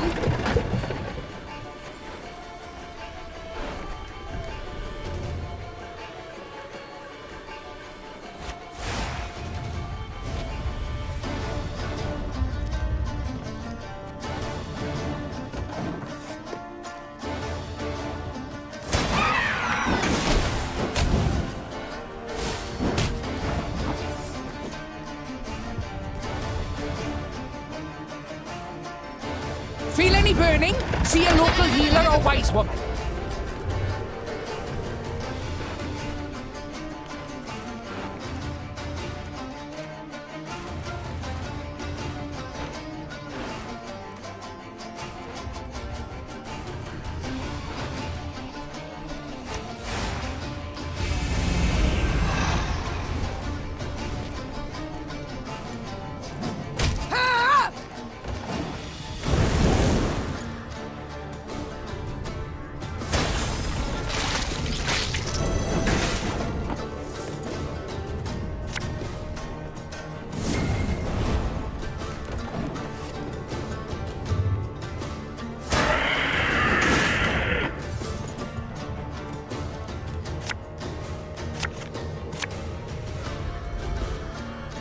Thing about slings, they hide well.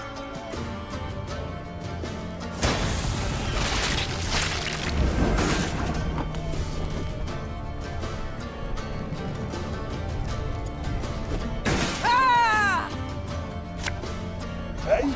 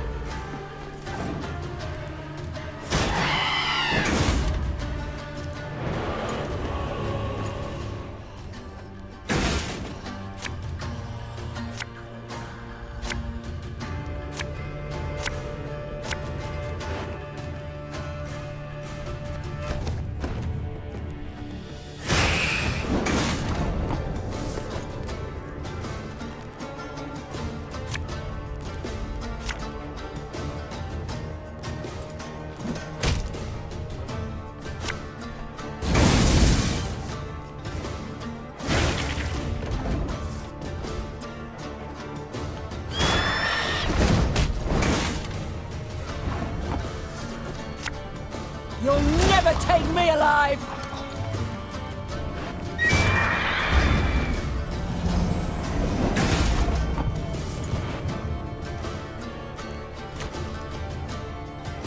Fear not! We shall achieve our goal!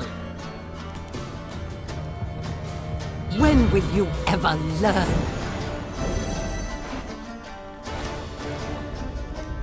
Coin never stinks, no matter how rank the pouch. God's blast it! My breastplate chips.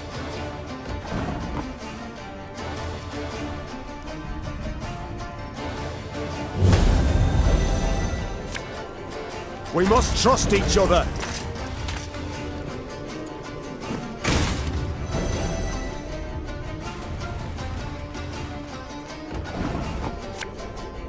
I'll relieve you of that pouch.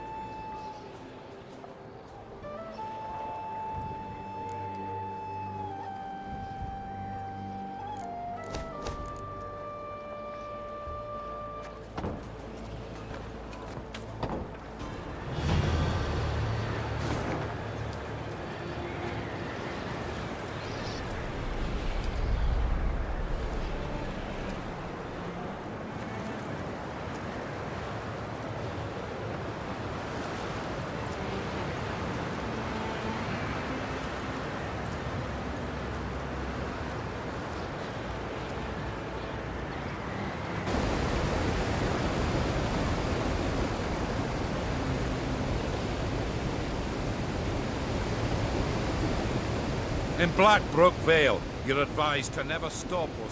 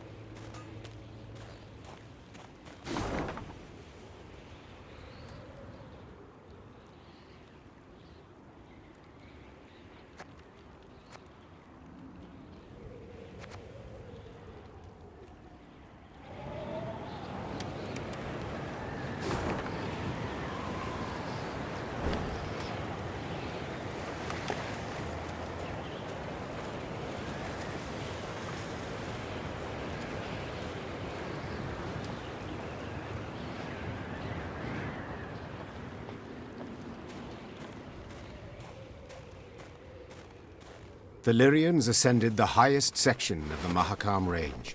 Snow crunched under their boots, cold air stung their lungs, and the wind snapped at their cloaks. Meve wiped sweat from her brow and turned to Reynard. There! By the rocks! We shall... The rest of her words were drowned out by a powerful blast. The entire mountain rumbled with a low, vibrating roar. The sound grew louder, echoing off the rocks, splitting their ears. The Lyrians looked around, disoriented. Few heard Gabor's warning. Dinna just stand there! Get behind a rock! Quick! Meve followed the dwarf's gaze and cried out in terror. The snow stuck to the mountainside had started to slide down the slope, sending up mists of icy dust. Before she could react, the white torrent knocked her to her knees, crushing her and smothering her into the ground. All she felt after that was all-encompassing cold and fear. Meve survived. The dwarves who ran to the Lyrians' rescue dug her out of the snow in time. Some of her soldiers were not so lucky. The Queen looked at their bodies, blue, frozen. Next to them lay dead horses, demolished wagons. The losses were enormous. Meve wiped her cheek. Her tears burned her frozen skin. Gabor spoke a while with the leader of the Mahakam Guard Patrol that had come to their rescue. His face was dour. What? What have you learned? I tell you all in good time. First, you need a warm drink, good victuals. No, Gabor. I need to find out what in blazes happened here. Well, it was an avalanche. Of course it was an avalanche. I'm no fool. But what caused it? What was that noise? Signal horns. Ours. So you brought this snow down on us? Dwarves! Well, aye, but, unawares. I'm extremely curious how one sounds a horn without being aware of it. That must be quite a sight. Meve, let me explain. I will. And the explanation better not sound like a clumsy excuse. See, we clean our mount regularly. The way menfolk shovel snow off their roofs. Otherwise, the whole shebang would come tumbling down on our heads. When snow's gathered deep enough, we blast our horns to cause a controlled avalanche. Then we need to, sweep up a wee bit and the road's safe. All well and good, but why did you decide to clean up right as I was passing through? Wondering that myself. Schedule says next cleaning should have been a week from now, but someone asked the route to be cleared earlier. Who? Meve, I'll tell you. But first, promise you'll... Who? Hey. Owain ep Glenvok, the Nilfgaardian emissary. Must have found out you'd be going through. The bastard. Reynard! Reynard! Wait! Wait! I understand you're a wee bit upset, you've every right. But you'll never prove Owain meant you harm. The sly weasel makes sure he didn't dirty his own paws. I've no such scruples. I'll find him and kill him. And then? How'd you tell that tale to Bruva? Meve, you're justly taught, but for the love, just this once, let it go. Or you'll leave Mahakam with nae a scrap to show for it. Moments later, scouts reported Owain was camped to the north of the accident site. Meve had to decide how much she was willing to risk to get her revenge on the Imperial emissary.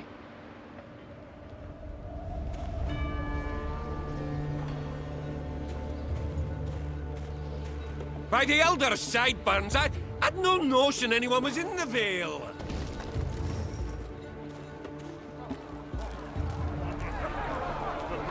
There, my lady, whispered one of the scouts. Left of the path. Meve squinted. The Nilfgaardians had taken shelter from the falling snow under a rocky outcropping.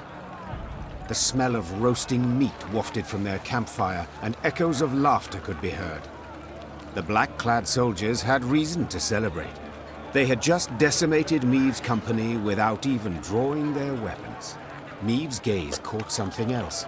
A metal container into which the Nilfgaardians tossed bones once they'd been gnawed clean. It looked strangely familiar. Only after a moment did the Queen understand it was an overturned Lyrian helmet dug out of the snowy grave of one of her men. The whoresons. Meave hissed. They'll pay for this. Meave! Asking you last time, keep a cool head. Whispered Gabor. You want vengeance? I get it. But think of the cost. If so much as a hair gets plucked from Owain's head, Bruver will never forgive you. And you can kiss any hope of aid goodbye. Silence followed. Finally to be broken by one of the scouts. Milady, what's the order? Do we attack? No. Said the Queen after long deliberation. But milady, they... I know what they did. And that I shall never forget nor forgive. Said Meave, placing a hand on her scout's shoulder. But breaking Dwarven law only plays into the Nilfgaardian's hand, causing us to lose allies and our chance for victory. Meave brushed the snow from her trousers and straightened her spine. Avenge our comrades we shall. Not here, but in the fields of Lyria and Rivia. The Lyrians resumed their march with heavy, beleaguered steps. Their path still piled high with the snow brought down by the Nilfgaardians.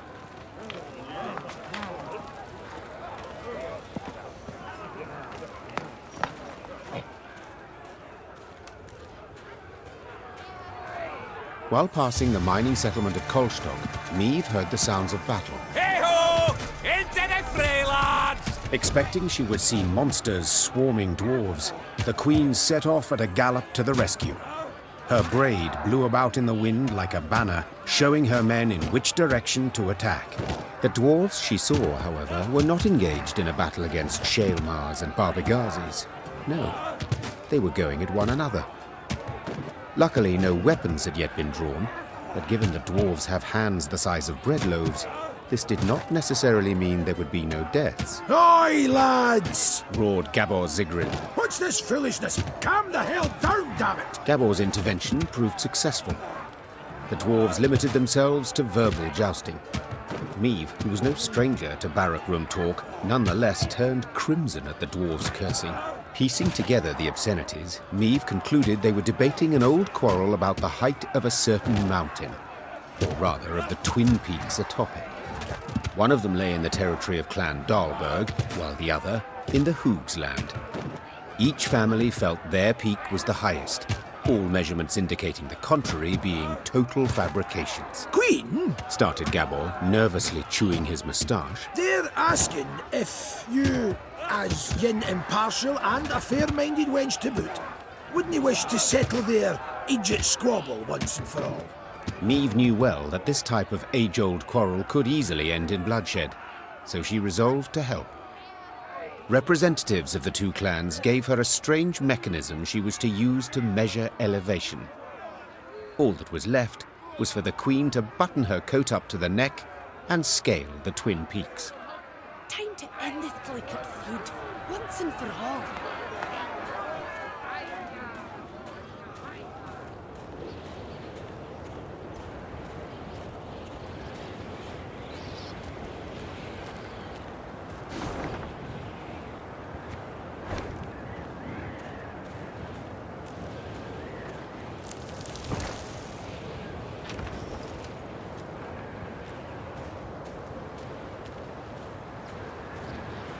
When she and her force had travelled half the way to the first, she heard a long roar that made snow shelves detach and descend. Without waiting for her scouts to return with reports, Meave drew her sword.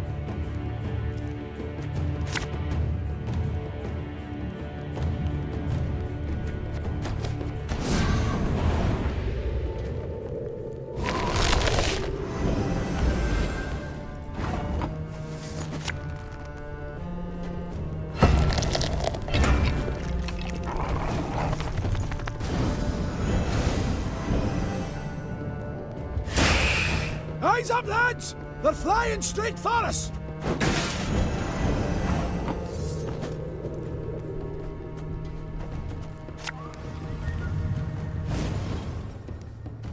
Watch your heads! Catch!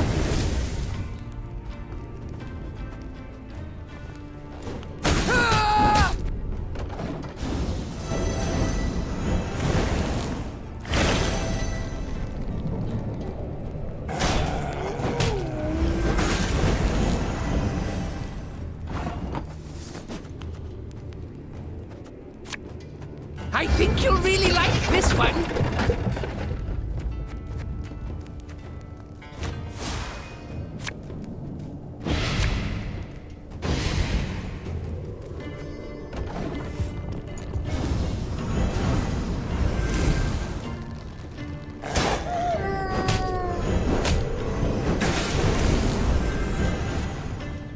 Quite the clever little contraption they gave us. Work of a gnome, of course.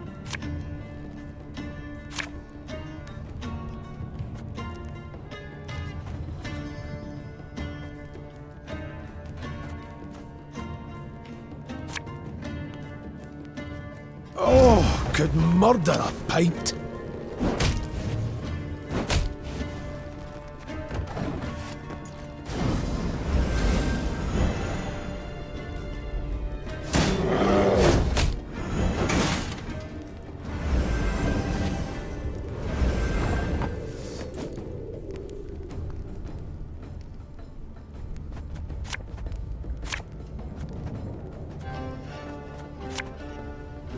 Company! Forward march!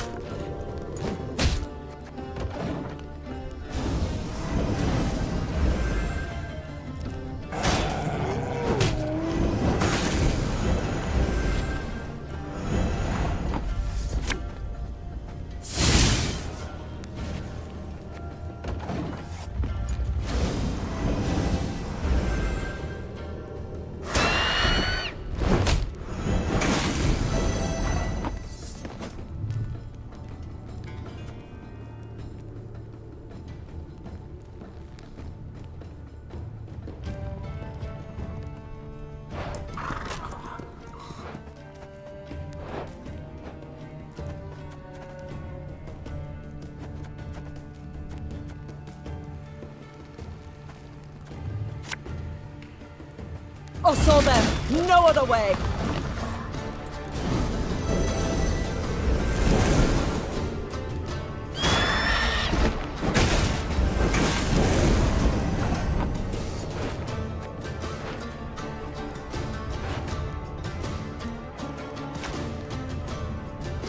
Hey?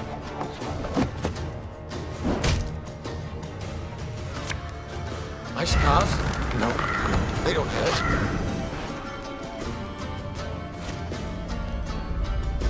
Ever have a storm knock out one of your teeth?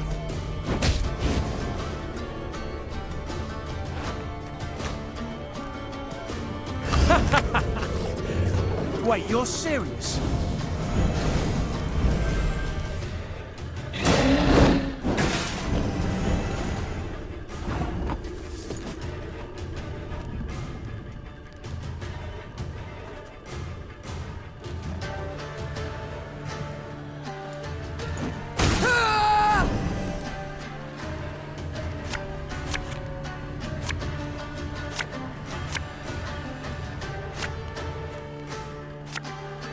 I fear not, for faith guides me.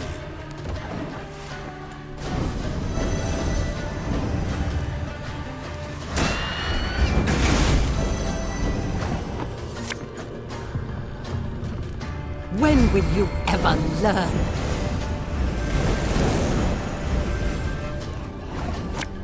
What you looking at?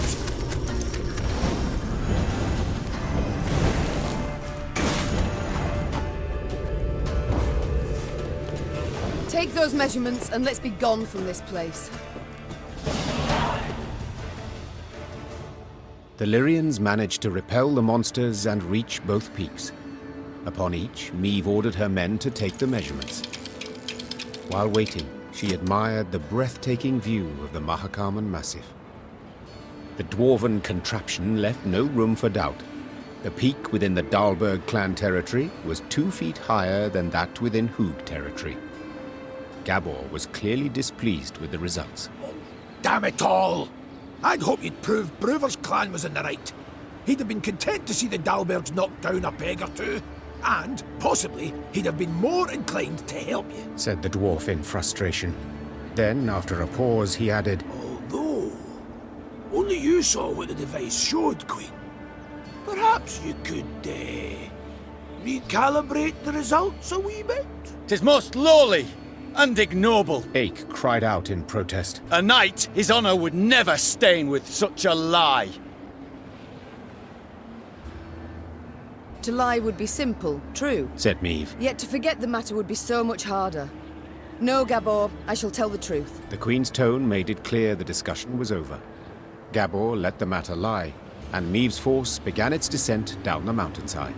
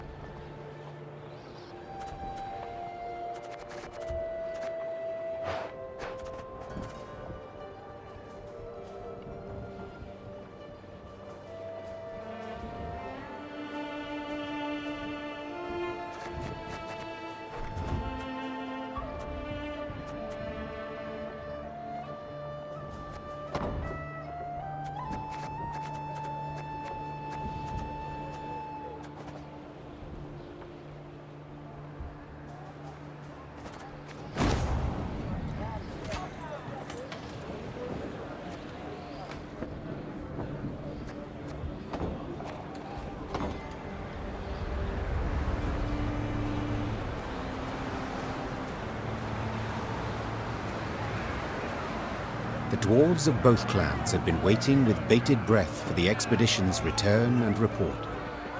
As soon as Meave announced the results, the Dahlbergs rolled barrels of beer out into the square and began to celebrate. Naturally, the Hoogs were disappointed, yet they accepted Meave's results as final. At last, they had come to trust her. Dalbergs are the dwarves we need! Every Hoog's a dunderheed!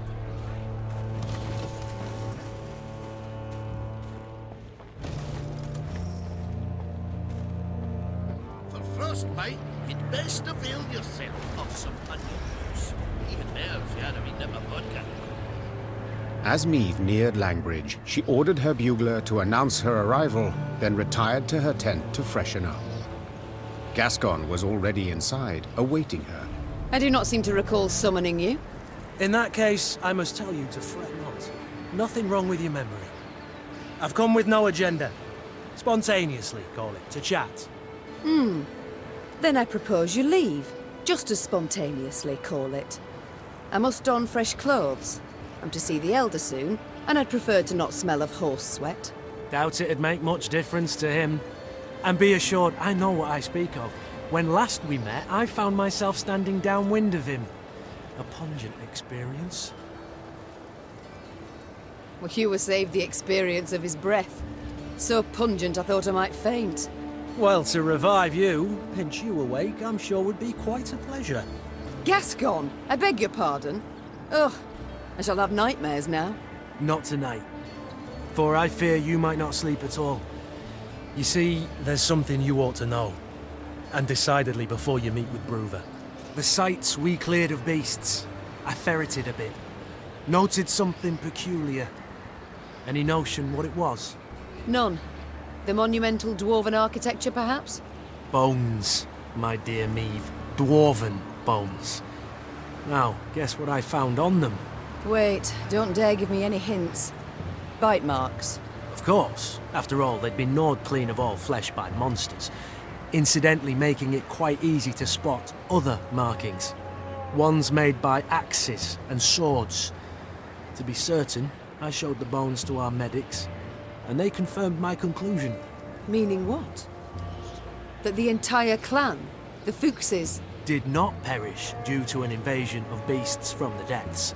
The monsters merely ate the bodies and occupied empty homes. Now, I shared my discovery with Gabor, and guess what he did? He panicked.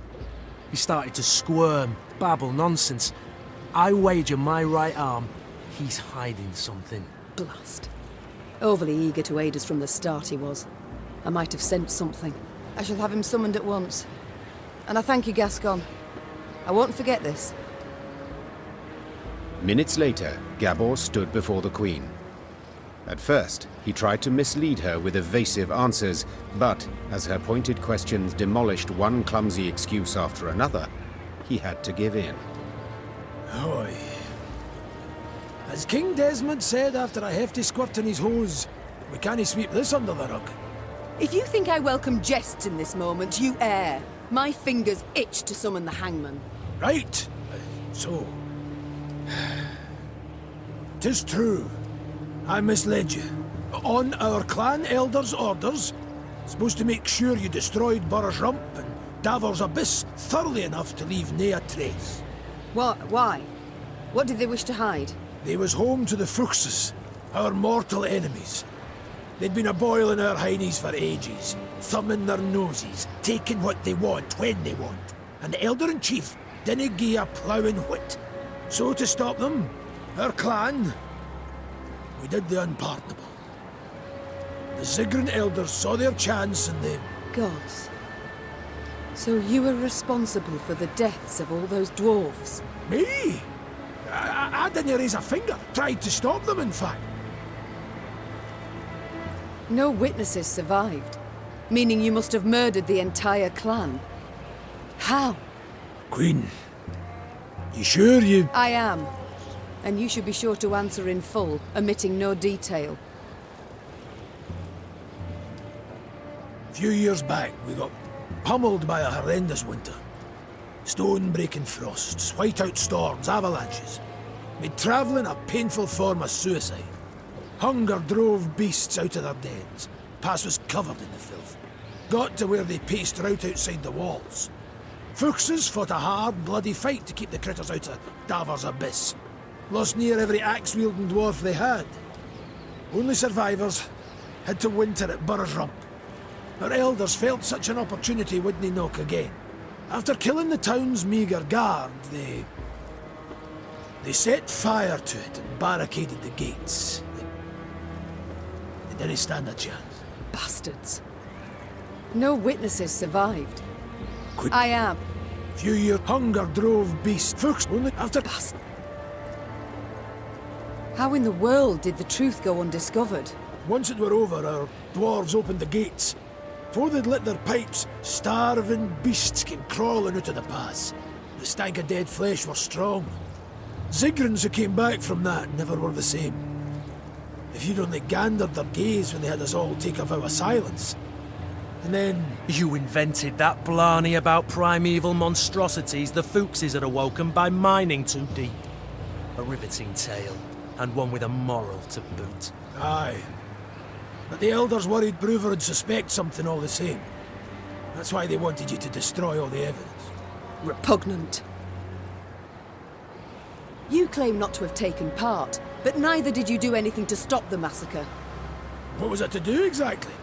The Elders had decided. No dwarf would listen to me. You might have informed the Elder-in-Chief. The guilty would have been punished. The guilty?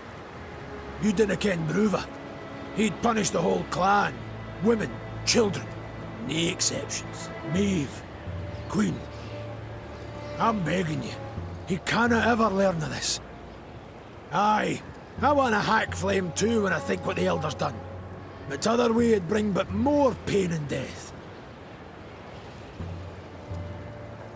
I need to consider what's right.